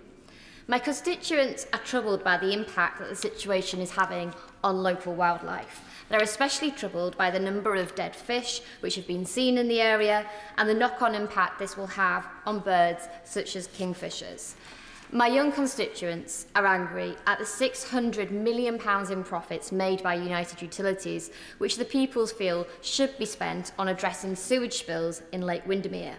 They do, however, accept that United Utilities are investing £40 million to try and address some of these problems, but as James from Year 5 prospectively highlights, intelligent people know that they could be investing a lot more, especially given their profits. And Anya says it's too little, too late. Very good. The pupils highlight that this does not only just affect animals. Yes, they're worried for their pets, especially the dogs that wade in Lake Windermere, but also for the impact on people. Freya highlighted that innocent little children who go paddling in the sewage-filled lake could end up becoming sick and have diarrhoea, ending up going to hospital. And Evie asks, is it acceptable to put raw sewage into our lakes, or should the government put a stop to it? My view is that government should put a stop to it, and I would be grateful if the Minister could answer Evie's question in her response. No one should have to worry about whether they're able to enjoy our areas of outstanding beauty if they're encountering raw sewage by taking a dip in our waters. No business should have to worry about Tory-sanctioned sewage dumping impacting their trade. And if Tory MPs fail to support this motion today, they will be voting again to continue dumping sewage. And it is clear from the letters that I have received from over 80 children in my constituency that they can see that this would stink. Tom Randall. Gedling's southern border is the River Trent between Colic and Burton Joyce. It's popular with boaters, walkers and fishermen.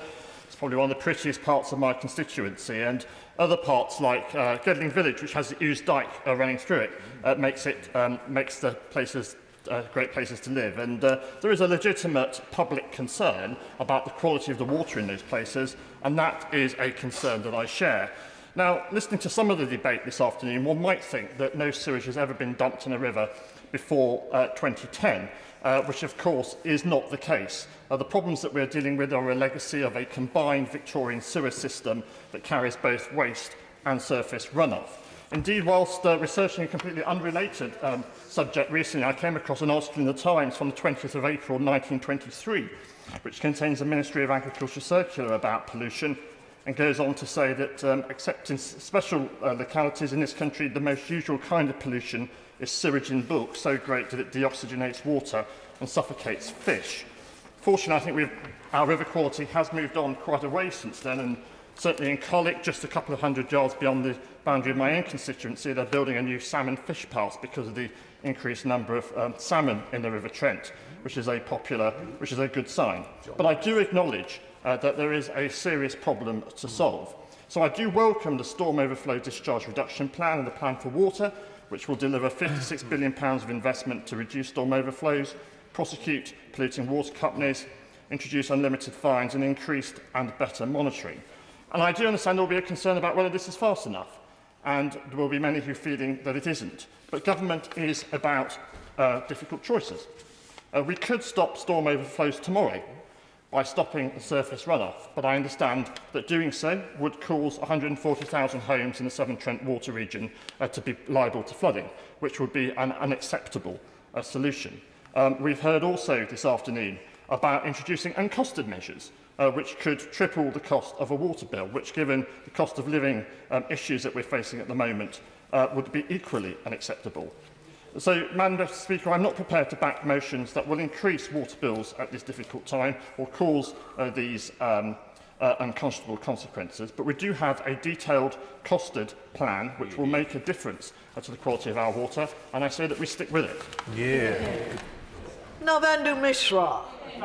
Thank you, Madam Speaker. I wanted to start by highlighting the powerful contributions made by Greater Manchester Neighbour from Oldham, the Shadow Secretary of State, and the member for Wythenshawe and Salies, who sat behind me. Both of them highlighted important points that we face in Greater Manchester. According to Environment Agency data last year, United Utilities, the water company that covers the northwest of England, was the most polluting water company of them all. Despite that, the outgoing chief executive made £1.4 million in the sale of shares in the business. This gets to the heart of the problem that without government holding private water companies to account with the existing legislation and creating new mechanisms to do so, they are rewarding catastrophic environmental damage. How is it the case that since privatisation, water bills have risen by 40%, yet £72 billion has gone to private water company shareholders? Indeed, much-needed investment in infrastructure has fallen by 15%, and according to the Financial Times, English water companies leak about 20% of water supply, compared with just 5% in Germany. And unlike United Utilities and Yorkshire Water alone, they were responsible for 124,000 sewage spills by water companies in England last year. That accounts for 40% of the number recorded.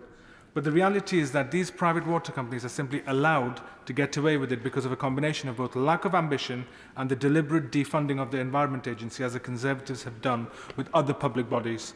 I'm aware that in August last year, the government published its Storm Overflows Discharge Reduction Plan in August, which requires water companies to reduce discharges into designated bathing water and high-priority nature sites. Yet there is one glaring omission. Where is the plan to eliminate sewage dumping into our natural environment? And why should my constituents and those of members across this House have to reach further into their pockets to cover rising bills when it is the rule-breaking bosses that should pay the price? Last year, River Mersey that runs through my constituency had waste dumped in it almost 1,000 times, triggering an inquiry from Stockport Council. And only last week it was reported that in Stockport Borough, plans to plant a new woodland have been cancelled after it was discovered that the field was so saturated with sewage the soil could be too toxic for the trees. In March, the Industry and Regulatory Committee reported on the water industry, found that Ofwat and the Environment Agency must go further to hold water companies to account for environmental pollution through penalties and prosecution. It further stated that in order to do so, the government must ensure adequate funding is available, but that again is part of the problem. According to analysis by Trade Union Prospect, the government's grant for environmental protection is currently 56% lower in real terms than it was in 2009-2010. And without that enforcement, water companies are allowed to self-report breaches of permits that allow them to release raw sewage in exceptional circumstances via storm overflows. But evidence suggests that water firms are responsible for 10 times more sewage dumping than they were disclosing. We have seen consistent rule-breaking and increasing risk to public health and our leisure sites polluted and the undermining of both Ofwat and the Environment Agency. The Labour Party has a plan to tackle this head-on. Why doesn't the government? Thank you, Madam Deputy Speaker. Stephen Crabb. Thank you, Madam Deputy Speaker. I support ambitious targets for reducing sewage discharges. I support stronger regulation of the water companies. I support stricter enforcement and penalties for water companies found guilty of discharging sewage into our waterways. And that's why this afternoon I'll be supporting the government's very clear, very practical plan that sets us on a course for achieving all of those aims. Now, this is an issue, Madam Deputy Speaker, that really matters to me. It matters to my constituents in coastal Pembrokeshire.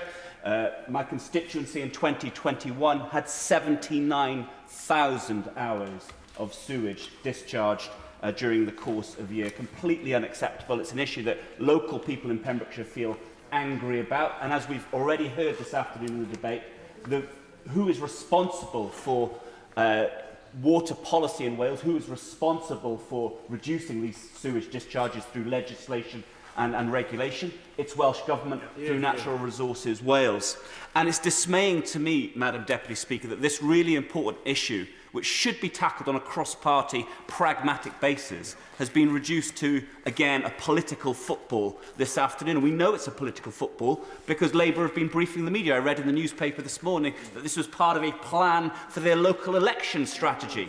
It's got nothing to do with tackling the environmental problems in our constituency. It's a clever weave, at least they think it's clever, to help them get a few more votes at a local election. And I think it does a huge disservice to those people, those campaigners in all of our constituencies who've taken the time to write to us and talk to us about these issues over recent years. And not just recent years. Surfers Against Sewage has had a presence in my constituency for 30 years. They've been talking about this for decades, and I think it is a really healthy thing that it's now right at the top of the political agenda, and I think it's down to the hard work of a lot of grassroots campaigners that we've got to this point. I won't go into too much more detail about the situation in Wales. Suffice to say, Madam Deputy Speaker, when we had the debate about this last year, when we were voting on this, Welsh Government, who are normally very keen that everyone should be aware of the issues and policy areas that they're responsible for, kept their heads way down. They didn't want people in Wales knowing that they have legislative responsibility for water policy in Wales. And so I wrote to the Minister, Madam Deputy Speaker, asking Welsh Government, what is the plan? We know what the plan is for England that UK Government are putting together, but where's the plan for Wales? I had a letter back, Madam Deputy Speaker, saying that replacing all the existing CSOs would be a long-term, multi-billion-pound project, be very carbon-intensive and take many years. Instead, the Welsh Government is looking at nature-based solutions. They also say in their letter that they don't feel it's necessary to replicate the approach being taken in England. And yet the bill in front of us this afternoon suggests that that is Labour policy. It isn't. We need a better approach to this.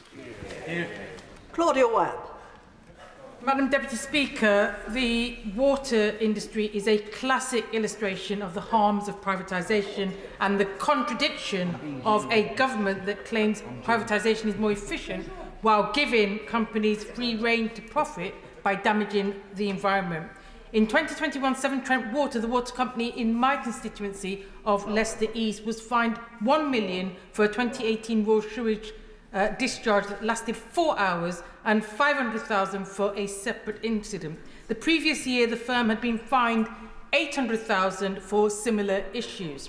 But by 2020 and 2021, Severn Trent Water discharged untreated sewage into our waterways and seas 60,000 times, with an average duration of almost 10 hours per incident. Despite this, the company boasted that it had received the government's highest 4-star rating. Severn Trent's chief executive is now incredibly advising the government on water, waste discharges and biodiversity. At the same time as it pollutes, Severn Trent is paying out huge dividends to shareholders, including almost recently a payout of 43p per share on more than 254 million shares, more than 109 million to wealthy investors, and it pays out dividends twice a year. Severn Trent Water was only the third worst offender in England among water companies. According to the most recent DEFRA data, there were more than 370,000 sewage discharges a year, yet fines are rarely imposed. The foxes are running the chicken coop. The government describes Severn Trent's actions as completely unacceptable, yet is rewarding them for their recklessness. Madam Deputy Speaker, it is evident from these figures that the privatisation of the UK's water supply is a disaster for our people who pay a heavy price in financial terms and in quality of life, and for nature and our environment. For everyone, in fact, except the water companies themselves and their investors who make millions while they pollute. It is clear the only real solution to this situation is full renationalisation, so that those running services are accountable and any surpluses can drive reinvestment and lower bills instead of fattening corporate profits and offshore bank accounts. Thank you, Madam Deputy Speaker. Anthony Magnon. It's a pleasure to be able to speak in this debate, because what the opposition have attempted to do is to pretend that this side of the House doesn't care about sewage. It doesn't care about water companies being held to account. And yet every instance, in every debate, with every measure that we have passed, we have shown that we care about the quality of water in our rivers and on our coastline. We have cared about bathing water status. And above all, we have cared about holding water companies to account.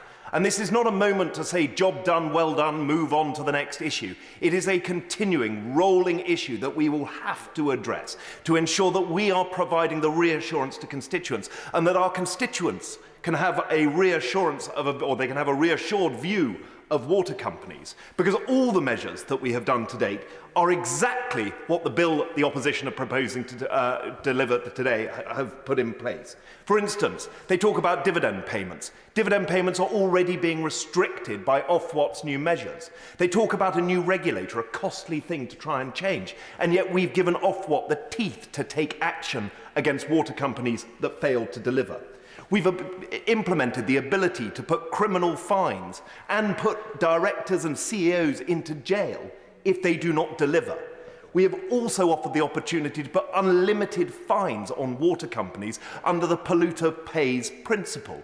They say we take no action, and we prove a list of legislative deliverance, Madam Deputy Speaker, that is already in place, that is already being impacted and implemented across our respective constituencies.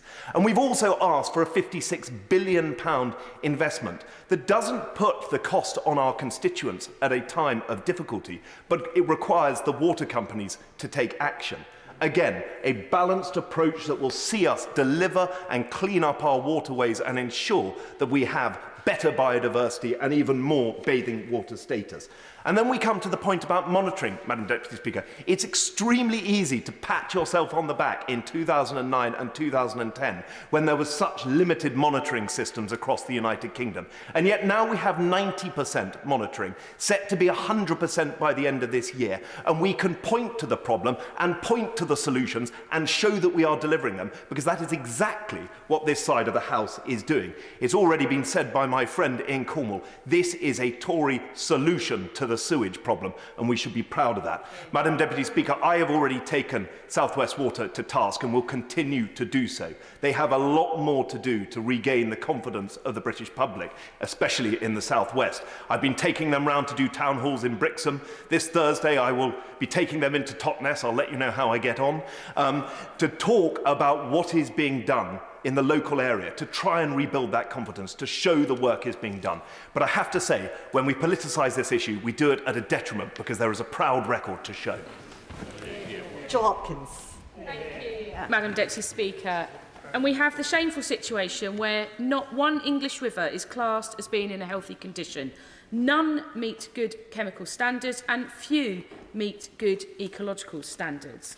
And I know many colleagues' constituencies have been greatly impacted by the mismanagement of our waterways, but still in Luton South there were 12 spills totalling 9 hours last year. And in Luton we're particularly proud to have the River Lee, a chalk stream which rises in the neighbouring constituency of Luton North and flows all the way through Luton South and down ultimately to the River Thames. Chalk springs are pure, clear, constant water from underground chalk aquifers and springs. 85% of the world's chalk streams are in England, and they are one of the planet's rarest habitats.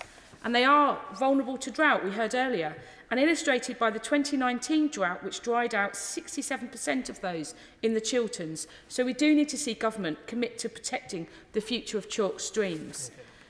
But sadly, we know that the Conservative government record on water quality more widely is one of polluted waters and open spaces. Since 2016, there have been 1,276 years' worth of raw sewage dumped into British waters. And in 2022 alone, there were 824 sewage dumps a day across the country. And despite representing a landlocked constituency many miles from the sea, I know how important our coast is to many in our Luton community. Not everyone has the means to holiday abroad, and for many families, a trip to the seaside is the highlight of their summer. Every child deserves to be able to enjoy playing on the beach, paddling in the sea, safe from harm. So the government cannot shirk responsibility for this failure. During the passage of the Environment Act, Conservative MPs had the opportunity to support a Labour-backed amendment that would have brought an end to sewage dumping. However, instead of putting the country and our communities first, Conservative MPs walked through the voting lobbies to block these changes and voted to continue the Tory sewage scandal. This is despite the consequences for our environment, for public health and for businesses that rely on the beauty and nature of Britain to attract visitors and thrive. But not only have the Conservatives given the green light for water companies to dump sewage and neglect our vital water infrastructure, they've also rewarded them for it. Shareholders are walking away with billions in dividends and with bumper bonuses for negligent water bosses. 13 years of Tory government has taken our country backwards, allowing it to be treated like an open sewer. So I urge all members to support Labour's water quality bill, particularly those saying that it's already happening, then back the bill. Basically, we need these 4 crucial reduction measures at no extra burden on household bills. But I fear that yet again we'll see Tory members walk through the other lobby to block these changes and continue the Tory sewage scandal. Sally Ann Hart. Speaker, I stand with the people of Hastings, of beautiful Hastings and Rye, who are all quite rightly angry about the extent of water companies' excessive use of overflows. Only the Conservatives have come up with a proper, fully costed plan, and I'm proud of this and support the work of this government is doing to deal with this issue and the work that I do engaging with Southern Water and my constituents to improve water quality and resources locally and reduce sewage flooding. But, Madam Deputy Speaker, I'm somewhat bemused that the opposition has tabled this debate today. They are way behind the narrative in trying to secure targets for sewage discharges and protect water quality. I want to express my deep disappointment with Labour and its leadership. I thought the days of momentum and its dirty, dangerous and polarising politics had disappeared, with the election of a leader who from the outset seemed to be a person with a plan, with integrity, but recent weeks in particular have shown that Corbynism and momentum politics have not disappeared. We have seen personal, misinformed attacks on the Prime Minister. We have seen personal, misinformed attacks on many Conservative MPs about sewage discharges, to the extent that many colleagues live in fear for themselves and their families. I thought, Madam Deputy Speaker, that we were all trying to work together to bring the political debate back into more polite, constructive and sensible discourse, to help reduce the horrendous abuse that many MPs struggle with on a daily basis. I was wrong. Just this morning, I read an article in The Guardian, Labour to use tactic that finished off Truss to force Tories into sewage vote. Spread on social media by opposition supporters, including a former pop star who has a newfound fame by attacking Conservative MPs about a subject they all seem to know little about. This is all about politicking for Labour. Their tactics smack of desperation. They do not care about sewage issues, because if they did, Wales under Labour-controlled Senedd would have a world-class water and sewage system. It does not. Labour has been responsible in Wales for 23 years, and it's almost twice the amount of sewage discharges than in England. Why? Madam Deputy Speaker, this Conservative government is the first UK government to instruct water companies to prioritise the environment, both by imposing new legal duties on water companies under our Landmark Environment Act and by giving new powers to Ofwat. This is the government that will sort out water companies, and I stand by the measures this government takes. Luke Pollard. Raw sewage is the perfect metaphor for 13 years of Tory Britain. It's hard to find an NHS dentist or get a GP appointment.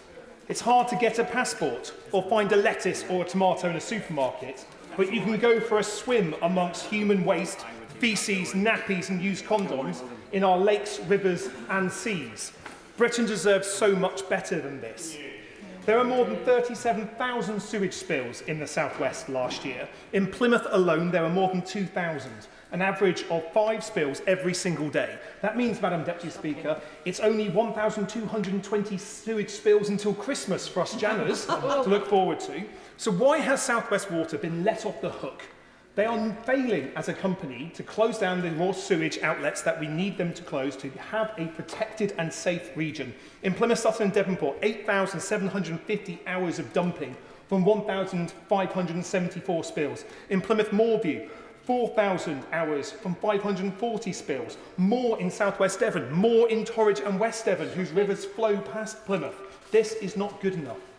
Clean water matters to me. It matters to me when I spoke from the front bench, and it matters to me where I speak now. In 2017, I proposed that Plymouth Sound be designated as the UK's first ever national marine park. In 2019, we achieved that status, and thanks to £10 million of Heritage Lottery Fund money, we're improving access to the water, celebrating Plymouth's maritime history and cleaning up our waters. And for the past year, I've been campaigning for Devil's Point and Firestone Bay to be designated as an official bathing water with regular water testing, so people like me who swim in that part of Plymouth Sound can see what we're swimming in. I'm grateful for ministers for agreeing to the campaign, and that status starts in only a few weeks' time. The truth is, ending the sewage scandal is in the government's hands. They can mandate investment in closing raw sewage outlets in water company business plans. They can introduce automatic fines for sewage dumping. They can introduce mandatory monitoring for all sewage outlets and make sure each one of those monitors is working. They can introduce legally binding targets to end 90% of raw sewage discharges by 2030, and they can prioritise river and sewage in the next set of business plans. But they can do more. They could introduce more stormwater retention tanks, more automatic fines and real-term data so we can see what's happening. And they can close the gap between a spill and a fine that takes many, many years to deliver. I would also like to see more of that money that is fined go to improve our environment.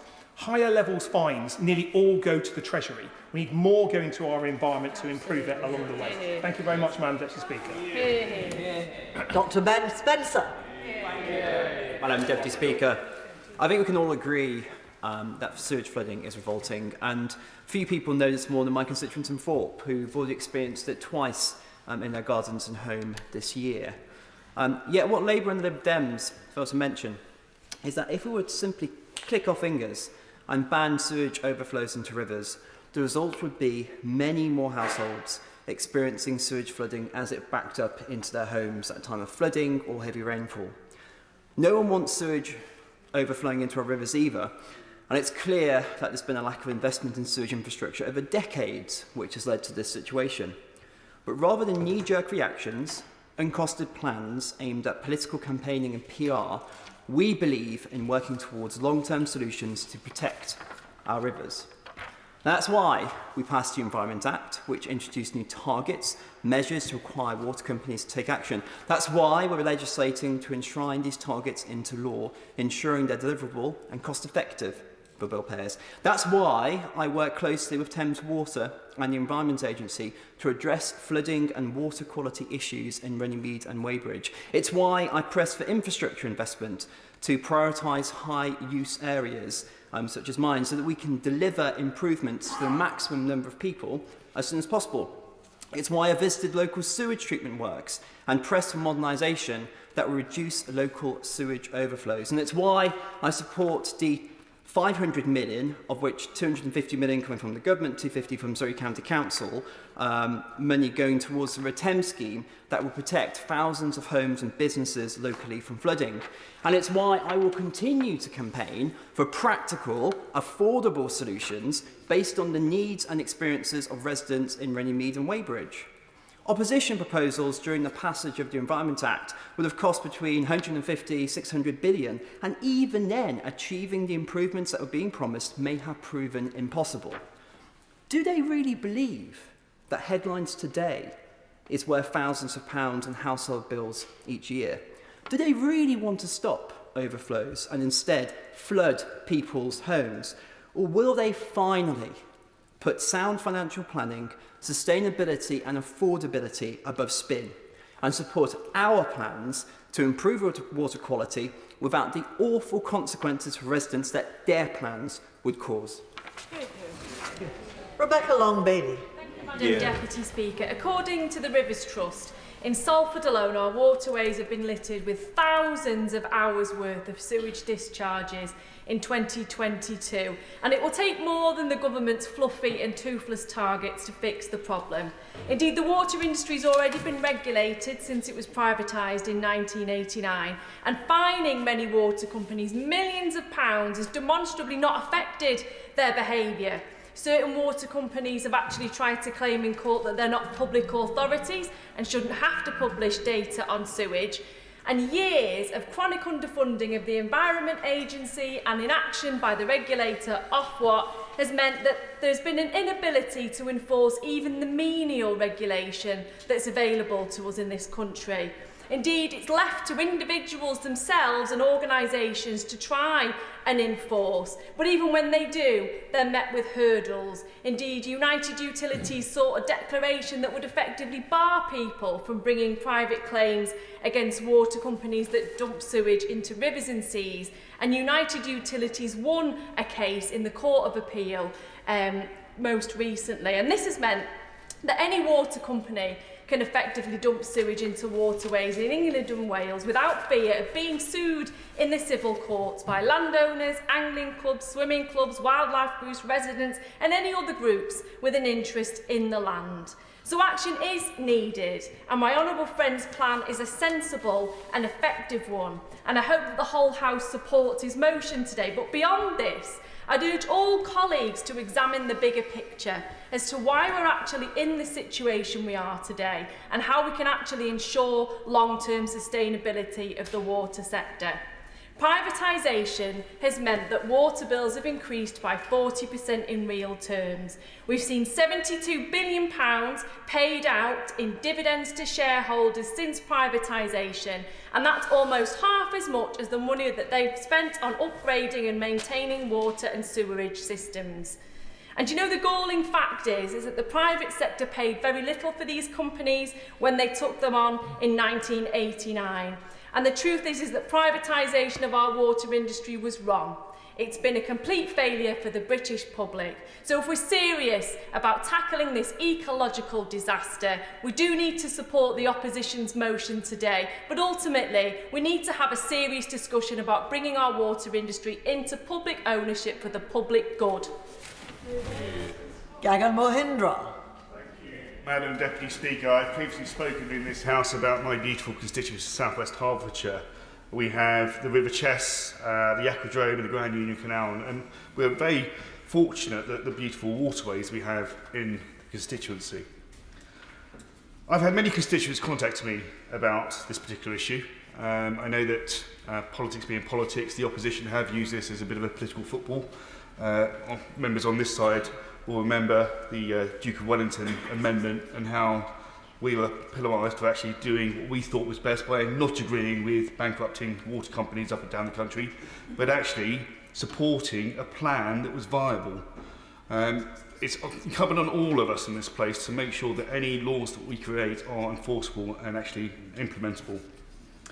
More locally in South West Hertfordshire, I've held regular meetings with Thames Water, and I know the government has fined them extensively for their discharge of sewage, over 35 million between 2010 and 2023.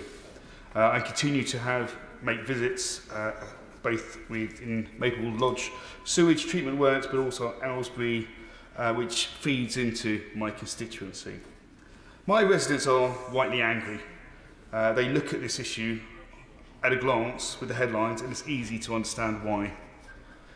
The Victorian drainage system, as many colleagues have mentioned, is one of the key aspects that we need to sort out.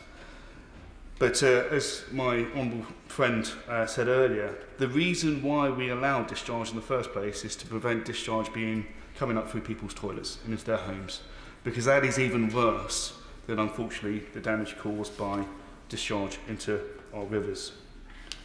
We need to upgrade the waterways. We will do so. We have a viable water plan put forward by this government, who I continue to fully support, because actually the alternative, as proposed by Labour at the time, was a £21,000 bill per household. The second debate today is on the cost of living, and I know that the Secretary of State, when she was in her place, referred to the hypocrisy, or it being ironic that on the one hand we're talking about increasing household bills, and then later on today we'll be discussing how to actually support our residents. We must continue to be honest with our constituents. We need to be bearers, unfortunately, sometimes of bad news, but we've also got to be transparent. So saying, actually, these are things realistic we can implement, in my eyes, is what we should be doing. And this plan, the water plan put forward by the government, is very much that. I know that the opposition have spoken about the increase in recording, or the number of sewage releases, but a lot of that is down to the increase in better recording. We shouldn't shy away from the fact that we've got better data. I will finish there, Madam Deputy Speaker, because I am conscious of time, but thank you for allowing me to speak, and I'll continue to support my residents on this really important issue. Paula Barker. Thank you, Madam Deputy Speaker. The River Mersey in the greater North West England is a meandering through the heart of the region and connecting the great cities of Manchester and Liverpool, and for centuries was the boundary between the historic counties of Lancashire and Cheshire. I pay tribute to the likes of the Mersey Rivers Trust, who have done so much for so long in the fight to clean up the Mersey. In our part of the world, we take our obligations to look after the Mersey extremely seriously. And recently, our Metro Mayor, Steve Rotherham, announced plans to make the river sewage free by 2030. These plans were backed by Lord Heseltine, who helped first establish the Mersey Basin Campaign Partnership nearly 40 years ago. They both recognise that when it comes to the Mersey, there is no room for complacency. Growing up in Liverpool, my generation and the one before it saw the toll taken on the river and its estuary. Yet this bold action set out by our Metro Mayor risks being undermined by the government benches if they do not urgently get a grip of the issue of sewage being dumped time and time again into our waterways. The excellent reporting from Danny Rigg at the Liverpool Echo has stated the scale of this problem. Sewage flowed into Merseyside rivers for more than 17,000 hours from 10 wastewater treatment sites in 2020. And raw sewage flowed into the river for 11,000 hours from just the 5 rural locations upstream of New Brighton in 2021. And it was remarked on by the reporter that this was more than the actual number of hours in the entire year. Madam Deputy Speaker, this modern Conservative Party might not value our natural habitats, our precious waterways and our coastal communities, but the British people do. After all, it was this Conservative Party that went out of their way to block Labour amendments to the Environment Act that would have brought an end to this practice. Rather than stand by communities, they stood idly by, letting shareholders walk away with billions in dividends and bumper bonuses for water bosses. The government benches were belligerent in striking down the opposition's amendment. Yes, here we are. The Secretary of State, now late to the party, no doubt after her inbox and that of MPs opposite filling up with emails from angry constituents wondering why they have consistently refused to stand up for them. Too little, too late. I am proud that cleaning up our waterways, our rivers and seas, taking on the water companies for their negligence and supporting our people is a priority for this opposition, and it is something we will take action on in government. Thank you. Selene Saxby. Madam Deputy Speaker, I am perplexed as to why we need another bill on this topic, particularly one that's uncosted and would result in a threefold increase in water bills when we have this epic Environment Act already here. What we really need to do is to implement what is in the Act. And whilst I fully accept there is far more that needs to be done, particularly running into our rivers, I think we also need to acknowledge where progress has been made, particularly when our vital tourism economy is so reliant on the quality of our water. South West Water is responsible for 34% of all of our bathing waters and for 10 million visitors to that region. 100% of those bathing waters are now at bathing water quality. That's up from 90% in 2010.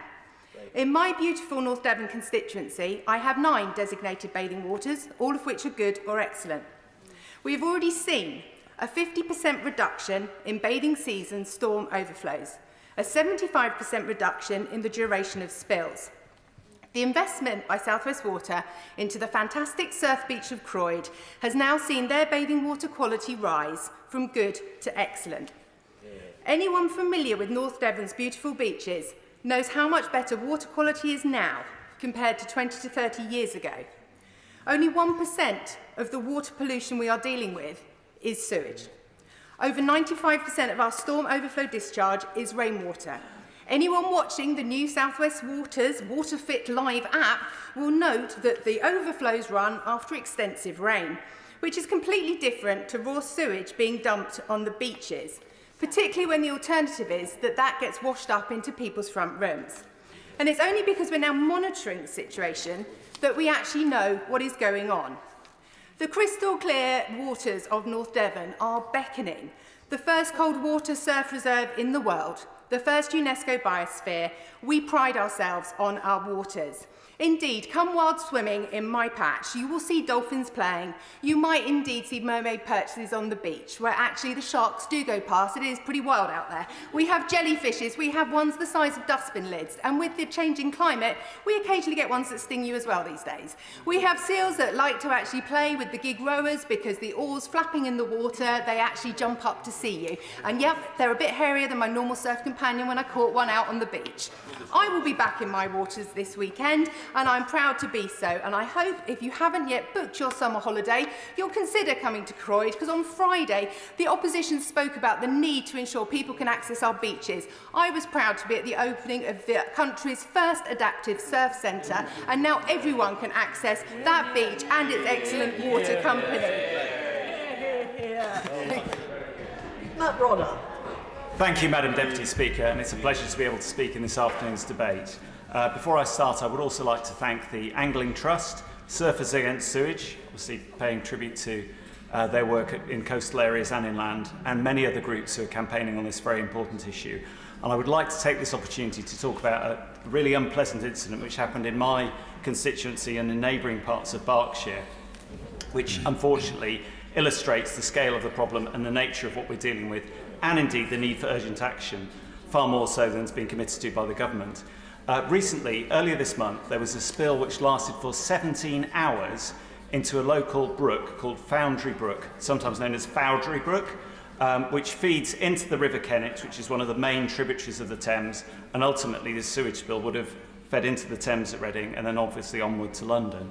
And this happened in a beautiful rural setting, rolling countryside just outside Reading, and then past the town, the western edge of the town, past a nature reserve, through areas where there are people living nearby with their backs of their gardens going down to the river, next to workplaces, right next to Green Park, which is a major science park in our area with thousands of employees who like to walk past the waterways.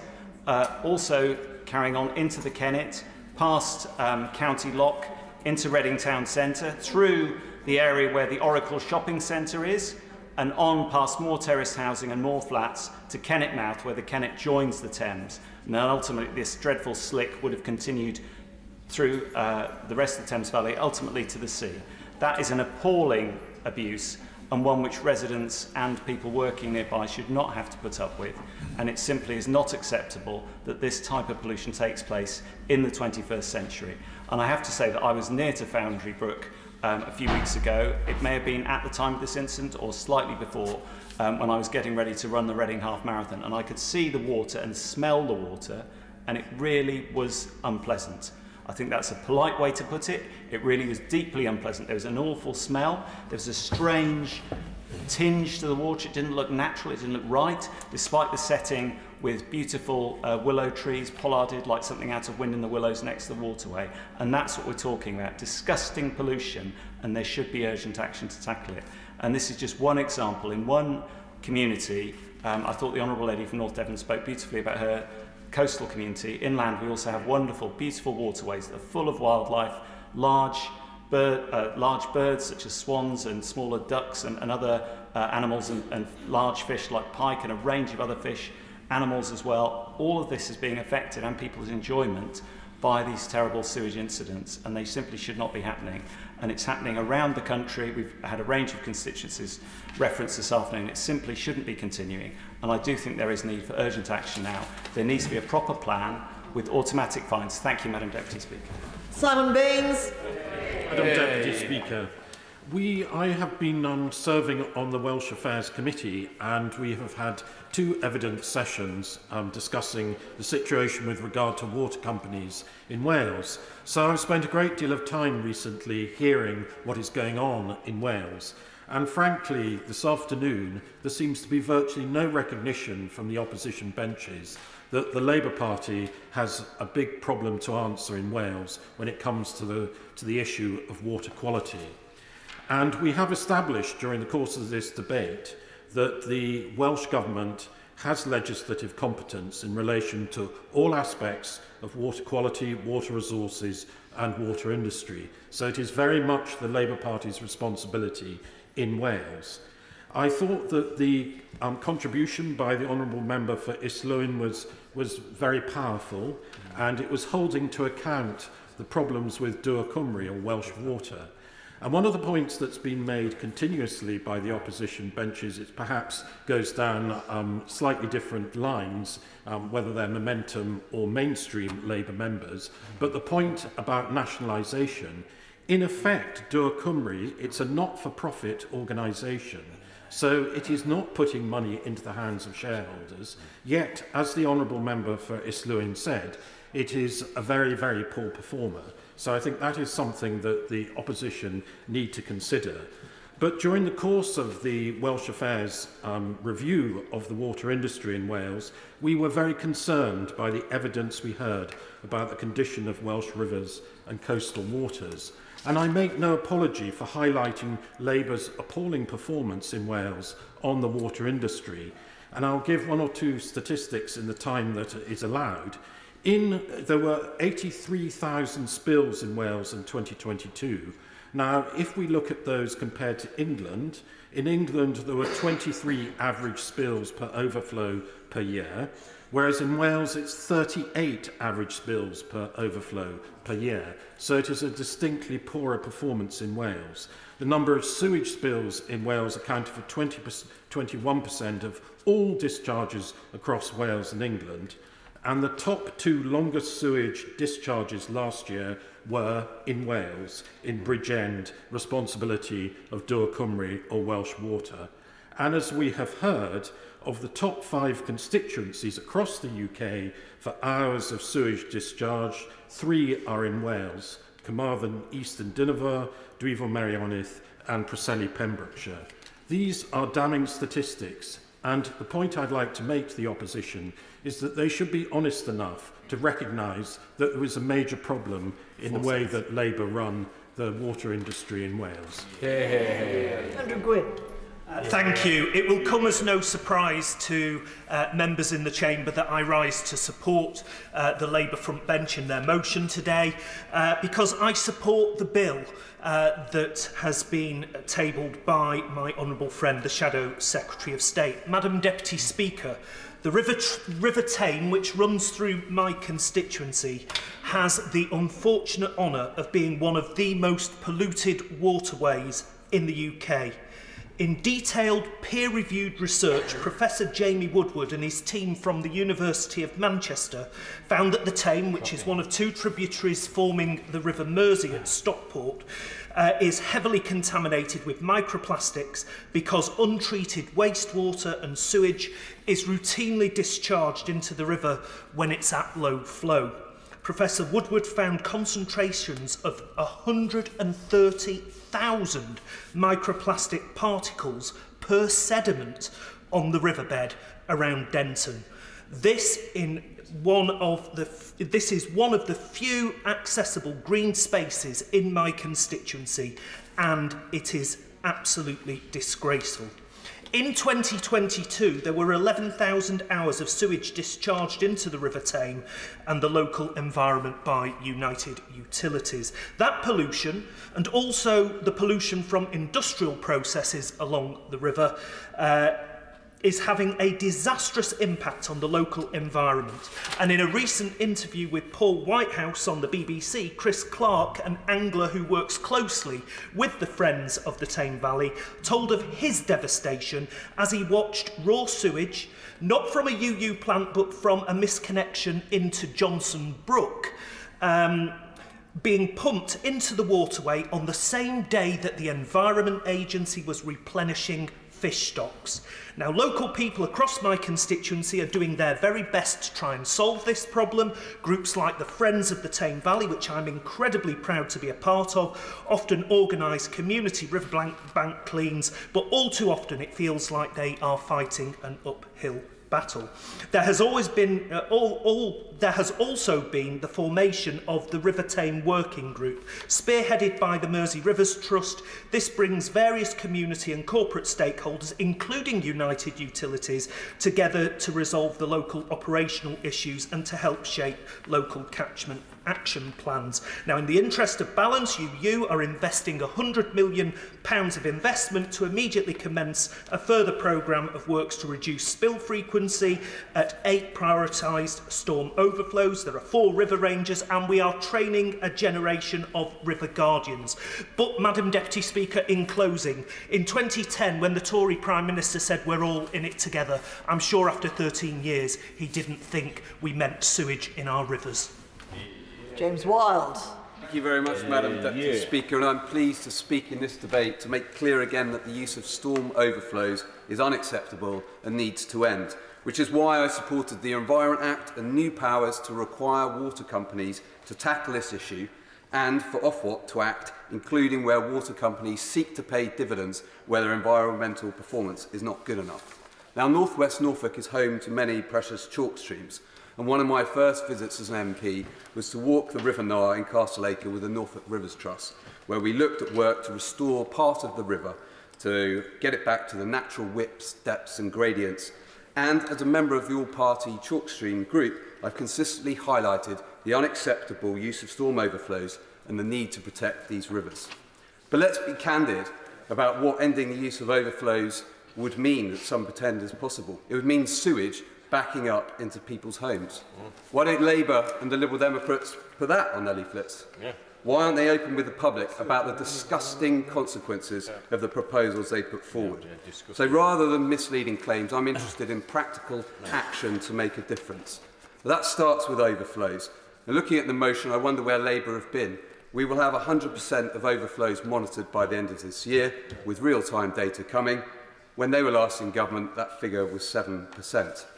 Then there are fines and prosecutions. Having looked at this area as a member of the Public Accounts Committee, I want to see the Environment Agency take far more robust action. All major water companies are under investigation for illegal sewage discharges, and regulators must use higher fines to focus the minds of chief executives and boards, which is why I support unlimited fines. The third element is investment. There's no cheap way to fix a Victorian system combining rainwater and wastewater. In my North West Norfolk constituency, residents suffered sewage coming up through manhole covers and into their homes when there was severe flooding. By challenging Anglian Water, I got them to reline some of the sewer network because there was groundwater infiltration rather than just inundation of rainwater. And as a result, we will see improvements and hopefully won't see a repetition. But we need to see major investment, and that's why the £56 billion is going to be required. And the motion calls for an impact assessment. Well, that's been done as required by the Environment Act, and the results aren't good for either party. Liberal Democrats pretend they can solve this problem overnight, but that's just wholly impractical. And Labour plan appears to involve spending £600 billion in 7 years. As my constituents would say, what a load of squit. Instead, the Conservative Party has the plan for 100% monitoring, requiring record investment and using penalties to tackle this problem. Now, water companies and regulators must be held to account to deliver real improvements for our constituents. Matt Weston. Madam Deputy Speaker, and it's a pleasure to follow the member for North West Norfolk. Let me just start with some facts here. In the year 2021, we saw a 67% increase in sewage discharges in my constituency of Warwick and Leamington across the two rivers of the River Lem and the River Avon. Of course, these are discharges that are sanctioned by this government. We know and we've heard that there are discharges now every 2.5 minutes. Now, let's also remember that the Conservative government voted against the Duke of Wellington's amendment, Amendment number 45 to the Environment Bill, which would have put a new duty on sewerage undertakers to improvements to the sewerage systems to demonstrate progressive reductions in the harm caused by discharges of untreated sewage. Now, we find ourselves, a year on, nothing has changed. The public are extremely disgusted by what they see and hear. In 2022, we had 824 sewage dumps a day across the country. Meanwhile, we have billions being paid out in dividends, as we've heard, CEO pay increasing 25-27% locally to Severn Trent Chief Executive. And we're seeing that not enough is being invested in the network, in SUDS, in grey water storage. And one of the great hits to the problem we have was the change in the legislation over new builds, new housing, and the problems we have with rainwater runoff, rather than improving the storage on those new developments. Now, what I'm seeing is the real concerns and hearing from the community. I've had 52 letters from the public just in recent months, concerns from the leisure users, such as Warwick Sea Scouts, Leamington Canoe Club, the Warwick Boat Club, which has rowing teams using the lengths of the rivers, but also businesses such as Warwick Boat or Leamington Boat Centre, who I contacted and who told me they're really concerned about the damage to the ecosystem of the river, but also really concerned about public health. But of course, this, Madam Deputy Speaker, does have an impact on those businesses. And let us not forget that this also impacts on the wildlife, and there's a desperate need to take remedial action and focus on river ecology to protect and preserve plant and animal life. That is why Labour's plan would impose automatic fines, set legal requirements for monitoring stations throughout our rivers, and set legally binding targets. Madam Deputy Speaker, after 13 years, it really is clear the government has failed our rivers, our canals and our beaches. It is a government that is out of touch with public opinion, and that is why this motion is important and why I'll be voting for it. Lee Anderson. Thank you, Madam Deputy Speaker. Now then, another pointless debate from a pointless opposition. That's what I'm thinking today. Now, the last time they did this, obviously, they were telling people that we were voting to dump sewage into our waterways, and that was absolute nonsense, And as a result of that, we had malicious communications, we had threats, we had some real nastiness. Yes. So, I mean, the party of kinder, gentler politics should take note, but they won't. But listen. Why would anybody vote to dump sewage in waterways? It's absolute nonsense. Nobody's ever done that. My friends, my family, we all use our waterways, we use our seas, we use our beaches, we use our rivers. It's just not true. It's a complete lie, and you should hang... Sorry, Madam President, they should hang their heads in shame. But it's important that we put the facts out rather than score cheap political points. I'm not into this divisive dog whistle politics which you portray. It's absolute nonsense. Look, storm overflows. Even they're laughing. Storm overflows, what are they? This is a system, this is a relief valve, so when we have a heavy downpour of rain, that the sewage doesn't back up and go onto the streets or go back into people's houses. Yeah, 13 years. You keep saying 13 years, but the Labour Party was in power for 13 years, and they keep talking about these levers that they're going to pull. These levers, 13 years, and did absolutely nothing. Absolutely nothing. They should be ashamed. Bunch of hypocrites, the lot of them, Mr Deputy Speaker. So the water companies, they have to sometimes use these overflows. It's not ideal, not always acceptable. This bill that we introduced, that changes it, the Act changes it, and we're acting on it, and we're doing more than the Labour Party ever did in their 13 years. But like all their silly ideas, the Labour Party have no real plan. It's dog whistle politics, as I said before. In this great city, we have the Thames Tideway Tunnel, and that's currently under construction. I come to my senses. Somebody's from a chuntering position saying I was once a member of the Labour Party. I was, but I woke up. My senses came back, and then I was elected to the Conservative MP in Ashfield, and that shut the lot of them up. So this Thames Tideway Tunnel, £5 billion it's going to cost. It's going to take 10 years to complete. But if that lot had had their way, what they'd have done? We're just seeing sewage backing into the streets for 10 years, backing into people's houses for 10 years.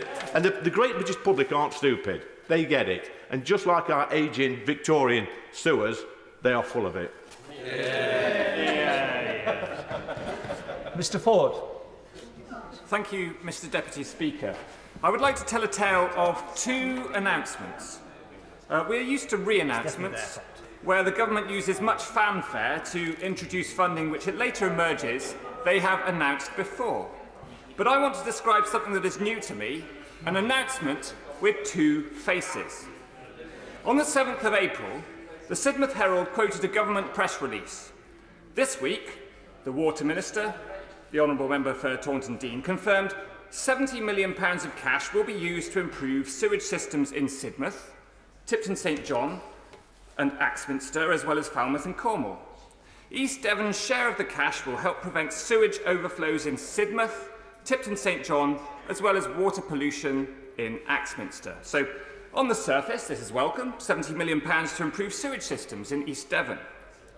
Those reading this in the paper in Devon are led to believe that this relates to our area and might miss the passing reference to a distant town in Cornwall. But readers in my part of Devon are discerning, and they notice a mention of Cornwall in a story that is supposed to be about Devon. So to get the full picture of what is going on here, you need to travel 125 miles southeast of Axminster and read the same announcement in Falmouth's local newspaper, The Packet.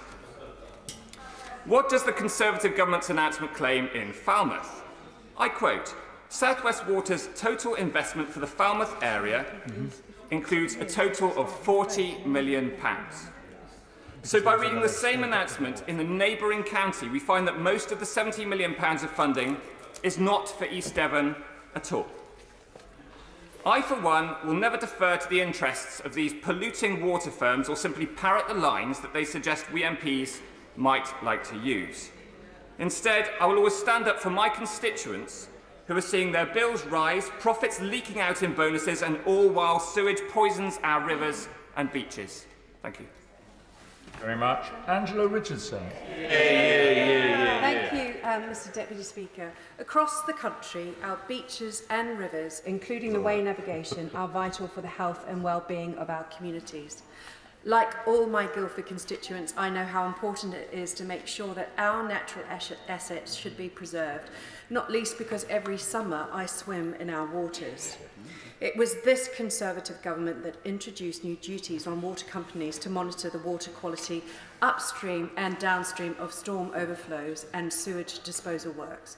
It is this government that is working towards increasing monitoring to 100% of storm overflows by the end of this year. And it was under this government last year that fines reached a record level where breaches were found. But government alone cannot fix each and every leak, each and every unfortunate discharge event. This is why I welcome that the government is incentivising water companies to invest more than £7 billion by 2025 on environmental improvements while protecting people's water bills. And I welcome the millions of pounds being invested by Thames Water in my constituency. This is a very complex issue which needs the keen attention of government, which looks out not only for our waterways and beaches but also for our constituents, unlike Labour and the Liberal Democrats, who have put forward ridiculous plans which would cost up to £593 billion or £21,000 per household. When it comes to sorting this messy situation out, it is this Conservative government that is taking action. It is the Labour Party that allowed people to pay more while the sewage freely flowed into our waterways and the water companies went unchecked. I would just gently say to the opposition, this politically motivated, politically timed debate today on a highly emotive subject is not a neutral act. It overflows beyond this chamber, as myself and other colleagues on the side who have had to have police come to our homes and offices to make sure that we are safe as a result of misinformation on sewage. No, it has impacted our families and our staff. It is important that my Guildford constituents have the facts, not fear-mongering.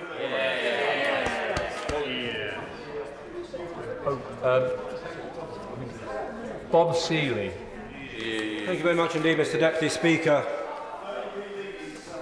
Have you finished? You done? Do you want to intervene? Okay. Thank you very much indeed, Mr Deputy Speaker. Apart from the relentless nastiness from the nasty party opposite, we did actually find out some really interesting facts today. Maybe they can explain some of them when he does his roundup. There was literally no water monitoring under Labour. Why? There must have been mass dumping, but we don't know about it. Why? Because they hid the problem, because they didn't monitor. Secondly, this is the one that gets me most of all, Mr Deputy Speaker. The utility firms that these class warriors profess to hate, they had a sweetheart deal with them that allowed them to self-monitor. What a corrupting relationship between New Labour and the big utility firms. Why were they allowed to self-monitor? And grinning at me inanely doesn't answer the question. Thirdly, they were actually taken to court by their lovely buddies in the European Union. You could not make it up. Anyway, I thank the Secretary of State for her measured, I'm trying to be measured, I'm probably not doing a very good job of it, I must admit. The Secretary of State, I thank her for her calm and measured sentiments as opposed to the nonsense that we've heard from the party opposite. On the Isle of Wight, thanks to this government, Southern Water are now investing tens of millions. And I persuaded Southern Water to make the Isle of Wight an example of best practice.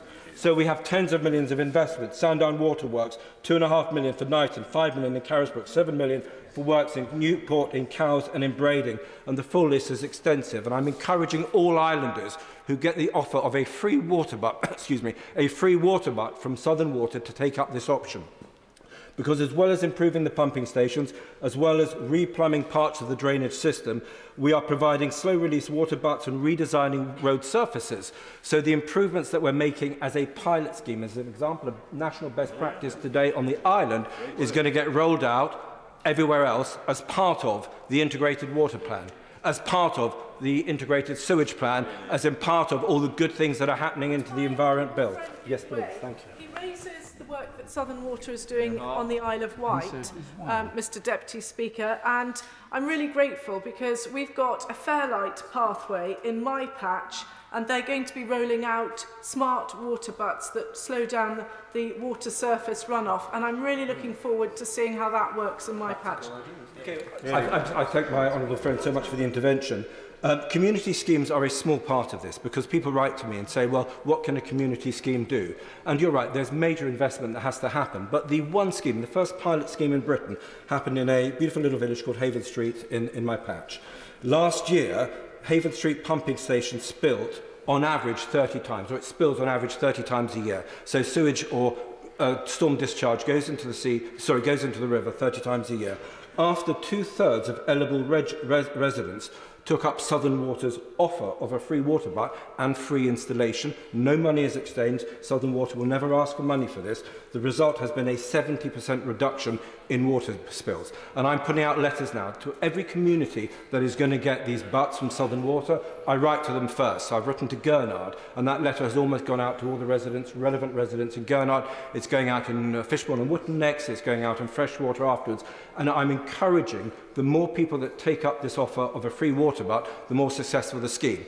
But just winding up, by improving pumping stations, replumbing parts of the drainage system, providing slow-release butts and redesigning surfaces to make them more porous, we are effectively changing the system for the better. And overall, thanks to the Secretary of State, thanks to the Environment Bill, thanks to the sewage plans that we have, thanks to the National Water Plan, we have a positive plan for Britain. Labour are playing catch-up. They offer nothing but second-rate class war rhetoric and the politics of the abuse and hate. And I strongly support the government's motion. Thank you. Mr Deputy Speaker, good water quality is something that everyone in Southend West takes extremely seriously. Our 1,000-year cockle industry, our seafront businesses, Sea Life Adventure, Adventure Island, Roddy's Ice Cream, which attracts 6 million tourists to our beaches. All of these depend on the quality of our coastal waters, and that is why it is so important we are honest and truthful about the progress which this Conservative government has made in improving our water quality over the past decade. And frankly, the fear-mongering and electioneering that we've seen from the other side today is shameful. These are the facts. These are the facts. Successive Conservative governments have increased the percentage of bathing waters classified as good or excellent from 76% in 2010 to now 93%. That's an increase of over 20%. It includes every single bathing water in my beautiful constituency, and it's significantly higher than the European average, which is only 88%.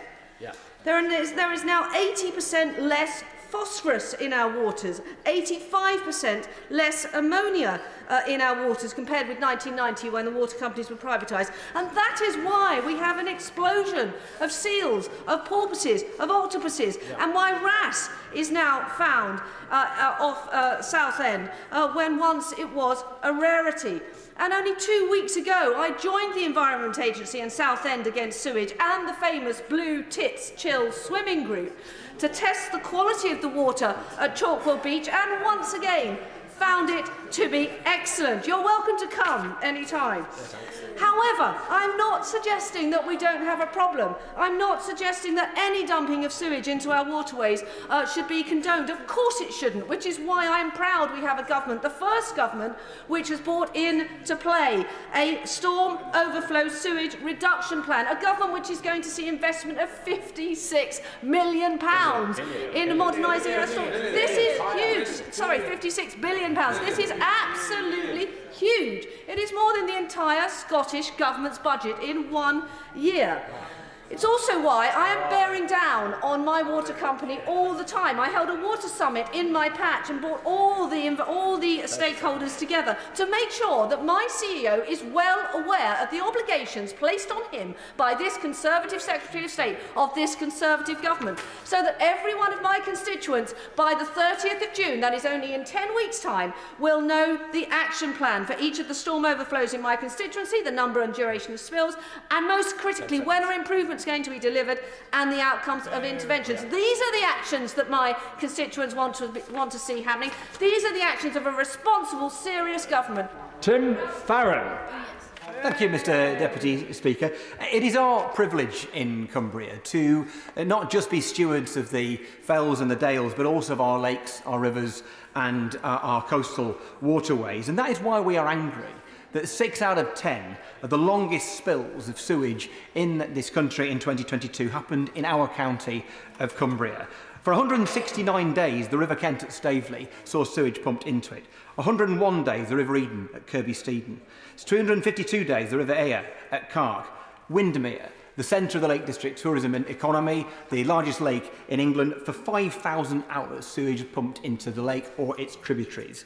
And that's not, of course, just only in Cumbria. As I speak today, sewage is being discharged into the River Mole at Esher. It happened 220 times last year.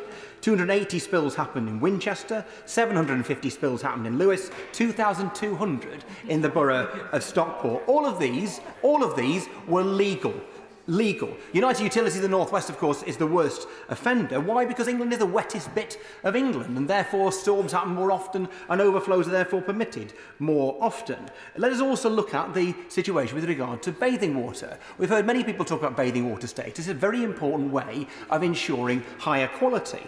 Coniston Water, River Kent, we bid in both cases for clean water, for bathing water status, and were turned down despite being more popular bathing sites than many places that were granted it. We've heard about monitoring, and I hear what members opposite say about this, but in 2021, 12% of the monitoring stations were faulty. Last year, 16% were faulty. So what we do know is probably an underestimate of the state of the problem. We've talked about legal dumping of sewage, but what about illegal dumping? In 2021 and 2022, there were 827 offences, illegal dumps of sewage. How many of those were prosecuted? Of the 827?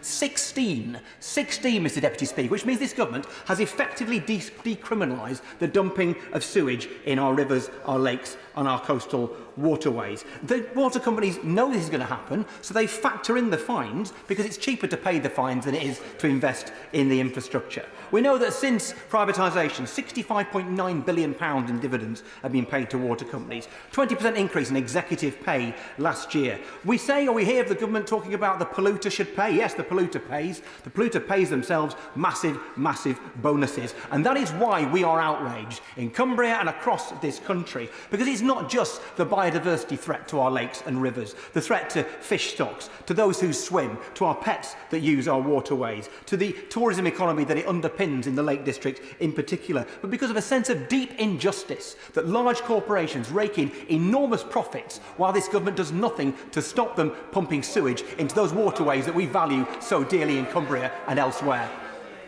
Obel. Thank you, Mr Deputy Speaker. I'd like to start on a positive note by thanking those who've actively engaged in this subject, because it's a public health, environmental and economic issue, but it is an absolute catastrophe for our country. I'd also like to thank my friend, singer, now turned formidable environment campaigner Fergal Sharkey for his tireless work in bringing to life the impact that sewage dumping is having on every part of our country. It's also important to recognise the important work of campaign group Top of the Poops alongside Surfers Against Sewage in collating constituency data that allows the public to see the extent of the Tory sewage scandal on the areas they live, work and holiday.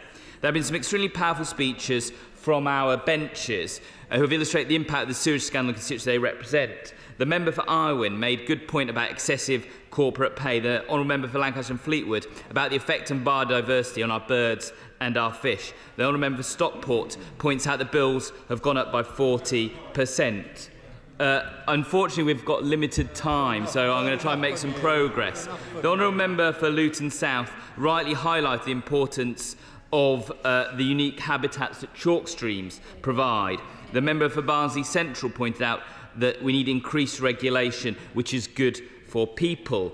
The honourable member for Wythenshawe and Sale West, alongside other North West members, rightly pointed out that United Cities have the highest number of discharges.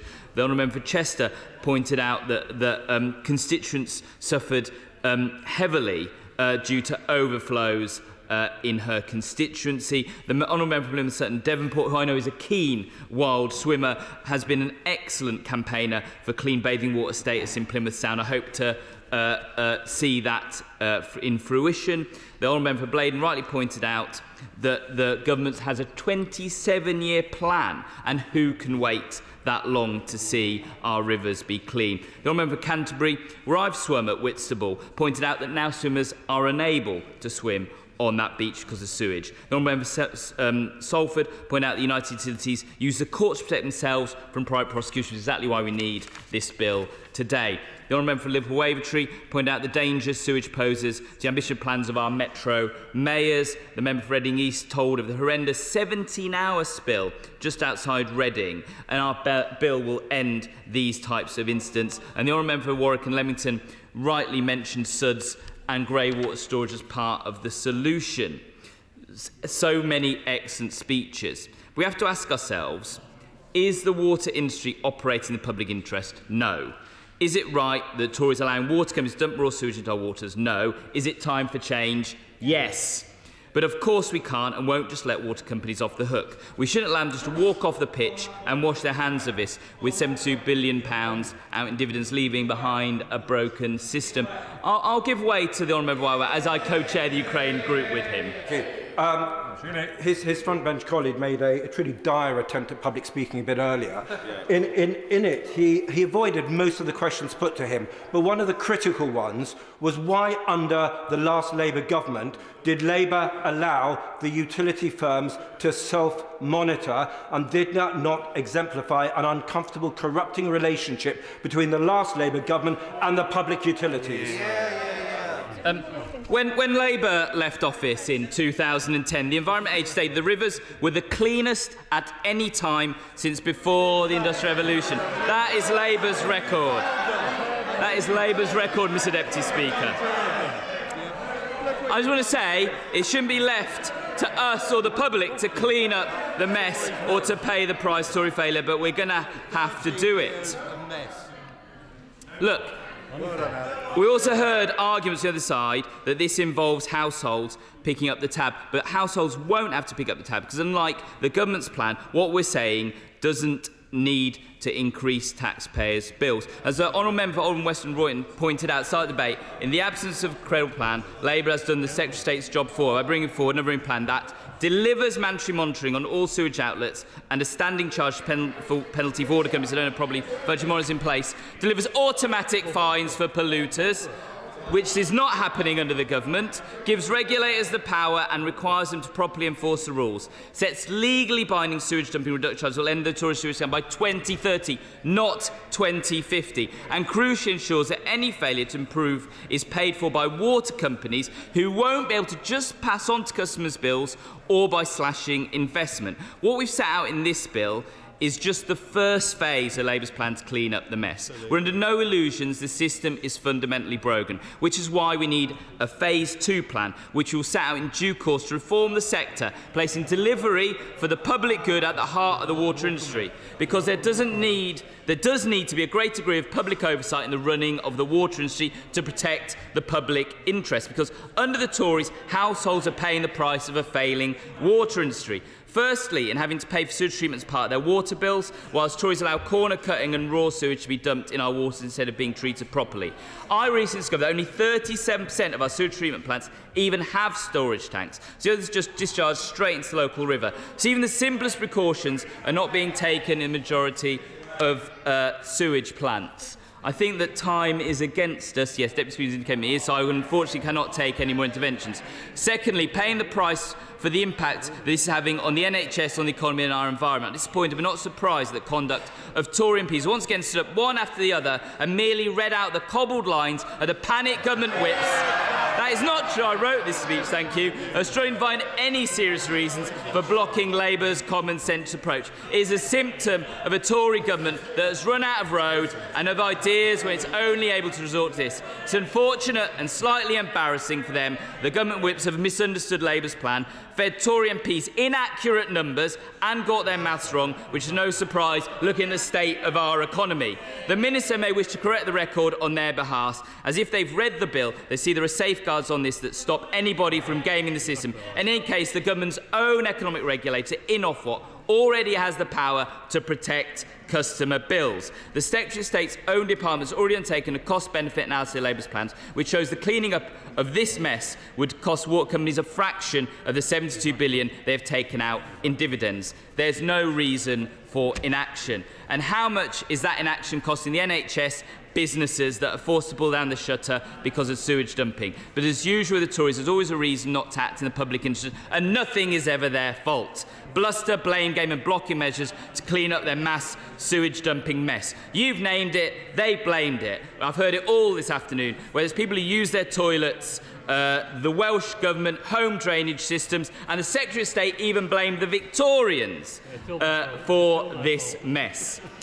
Over 100 years ago. In case they've forgotten, it's the Tories in Westminster responsible for economic regulation of water industry in England and Wales, the leaders of power that are key to improving industry performance and holding water companies to account. Because Tory MPs now have a second chance to do the right thing, having previously voted to continue sewage dumping. If they vote with Labour today, we can end the sewage scandal once and for all. The alternative is simply to follow the lead by continuing to vote for sewage dumping for no good reason. And if they do refuse to back our plan, it's either because they've not bothered to read the bill or are blindly following the direction of the Secretary of State, or they just don't understand the bill based, as we've heard, based on their contributions, and are inadvertently misleading the House for reasons to continue to vote for sewage dumping. Let me be clear, the public are watching and listening. The choice this evening is a simple one. They can either vote for our plan to end Tory sewage scandal by 2030, with water companies finally being made to do jobs that House are already paying them to do, or they can allow for a second time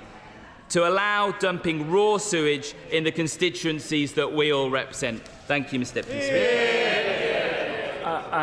The government front bench can take equal time on the wind-up. Rebecca Powell.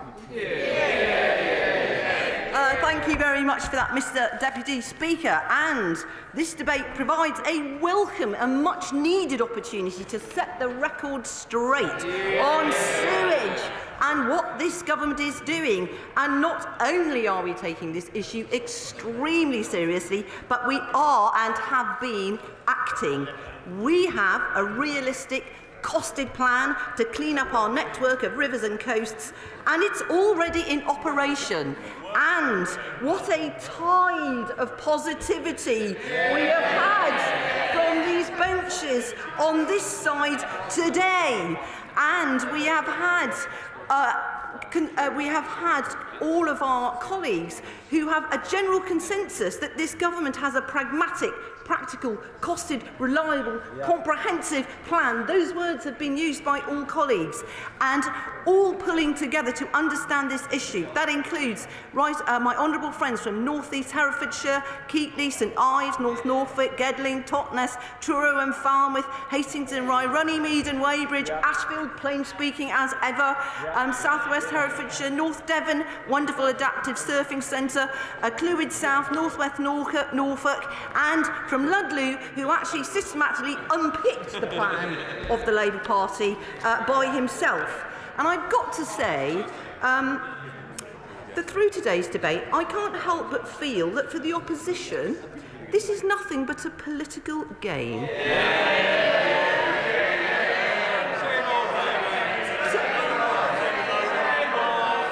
To fire up those outside of this place to view this as some kind of game that they're trying to make. And what I would like to say is that actually Labour's plan is completely superfluous. Where have they been? Because we're doing all these things that they asked for and more. It was this government that uncovered the scandal of storm sewage overflows being used far too frequently, because it was this party that increased the monitoring of storm sewage overflows. We've ramped it up from 7%, a paltry 7% under the Labour Party, to 91% now, and it'll be 100% by the end of the year. And it was indeed the Labour government that were taken to court for pollution. So where that idea of all those clean rivers come from, I do not know. But what did we discover from all of our monitoring? We discovered that indeed water companies were using storm sewage overflows far too frequently, and it was and is completely unacceptable. So what did we do? We acted.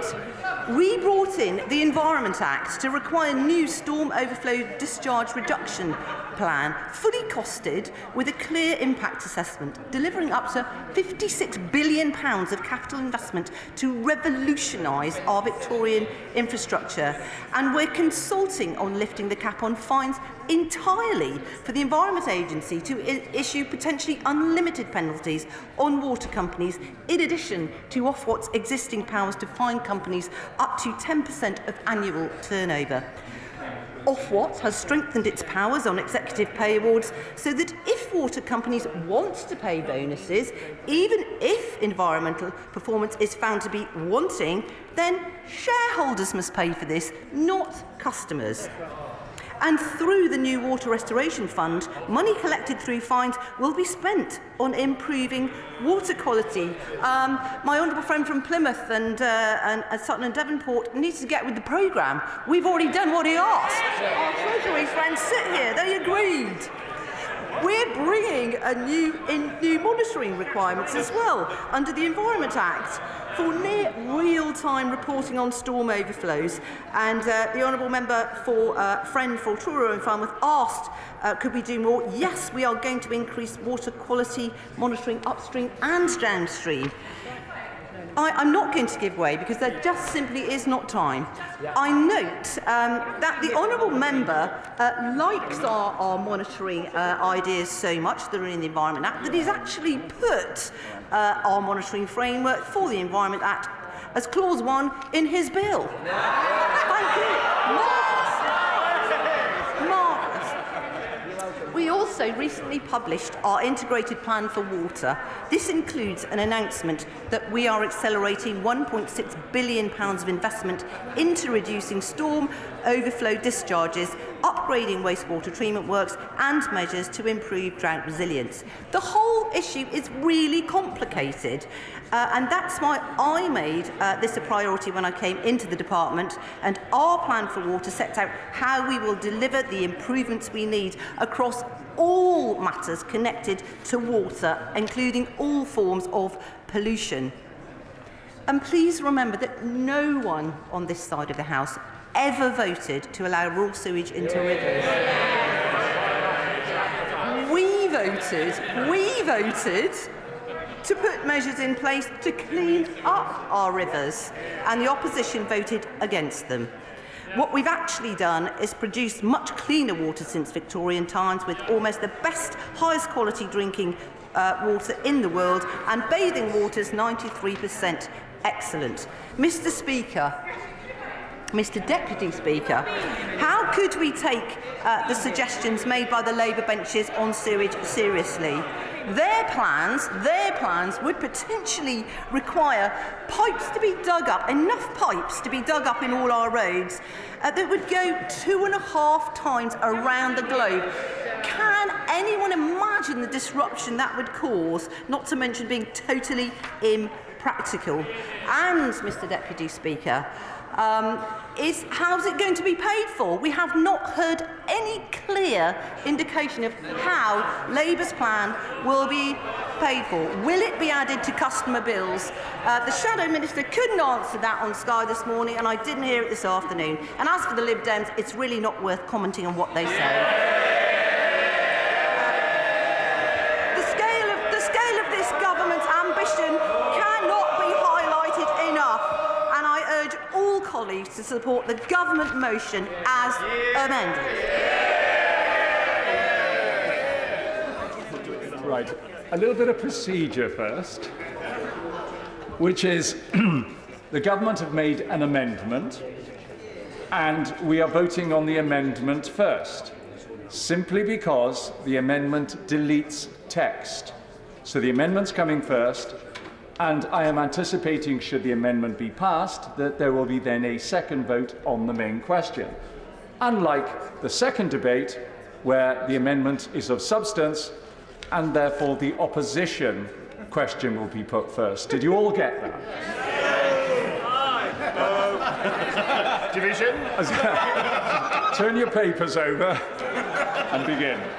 So here we go. It's the amendment first. The question is that the amendment be made. As many of that opinion, say aye. Aye. Of the contrary, no. No! Division, clear the lobby.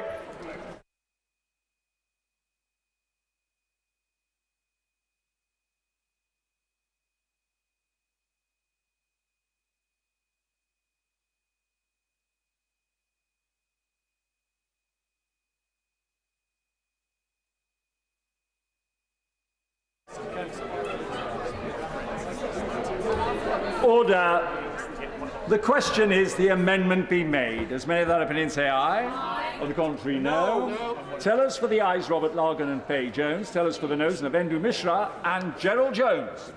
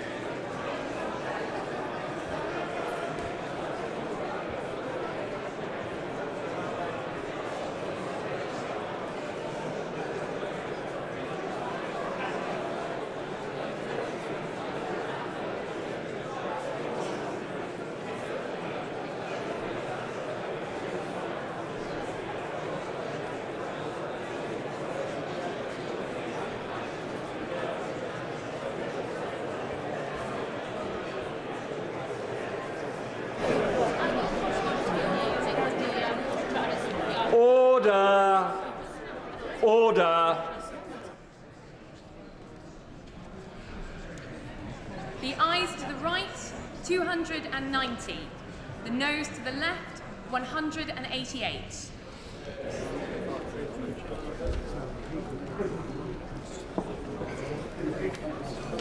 Thank you. The ayes to the right, 290. The noes to the left, 188. So the ayes have it. The ayes have it. Unlock. So we now come to the main motion as amended. So the question is that the main motion as amended be agreed to. As many of that opinion say aye. Aye. Of the contrary, no. No. I will remind you that you really should follow your voices, so I don't want to see a 0 at the end of the other one. Division, clear the lobby.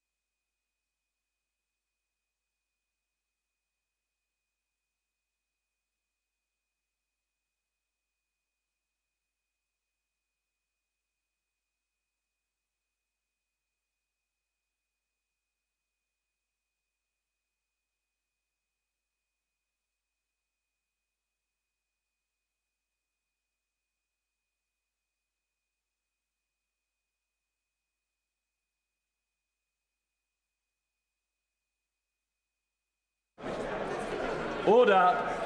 Order. The question is that the main motion as amended be agreed to. As many of that opinion say aye. Aye. Contrary, no. Tell us for the ayes, Robert Largan and Faye Jones. Tell us for the noes, Gareth Johnson and Sir Robert Goodwill.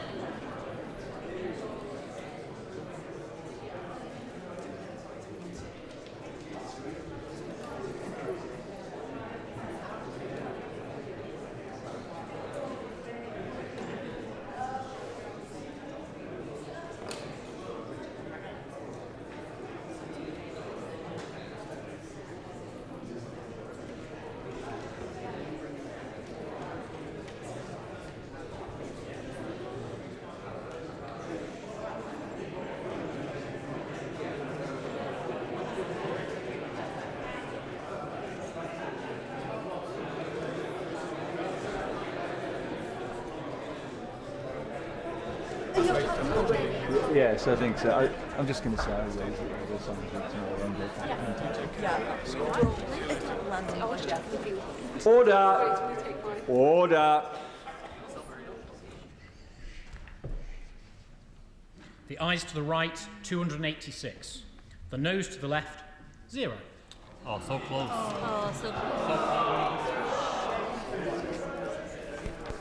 Thank you. The ayes to the right, 286. The noes to the left, 0. So the ayes have it. The ayes have it.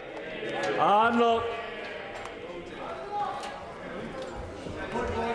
Point of order, David Davis. Thank you, Mr Deputy Speaker.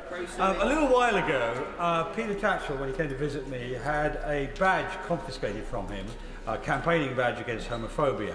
I have subsequently got a letter of apology from the Sergeant-at-Arms saying they'd look at this practice. Then yesterday, some other people came to visit me and had a series of leaflets about the Chinese government's treatment of Jimmy Lai, and they were confiscated too. Now, it seems to me that there may well be a well-intentioned purpose behind this, but could the House authorities look at the operation of these rules? Because it seems to be very odd that it's illegal to bring political material into the House of Commons. I'd like to thank the Right Honourable Member for his point of order. I will raise this issue with the Sergeant-at-Arms tomorrow and I'll get back in touch with him. So we're now going to come on to the second Opposition Day motion on the cost of living increases. I inform the House that I've selected Amendment A, tabled in the name of the Prime Minister, and I call Tulip Siddiq to move the motion.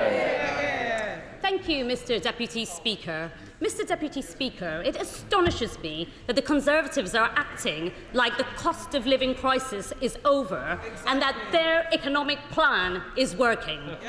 The Chancellor is proudly boasting that Britain is back. He even said, "The declinists are wrong and the optimists are right. We will stick to the economic plan because it is working." What planet does the Chancellor live on? Does he understand the reality on the ground for all of our constituents? Does he understand that on the Prime Minister's watch, our economy is weaker, with the UK forecast this year to have the worst growth in the G7? Real wages are lower than they were 15 years ago, with families in the UK going into the cost of living crisis significantly poorer than in comparable European countries. The price of everyday essentials are rising by an eye-watering £3,000 since 2020. And never before have people in this country paid so much money for so little value of their public services.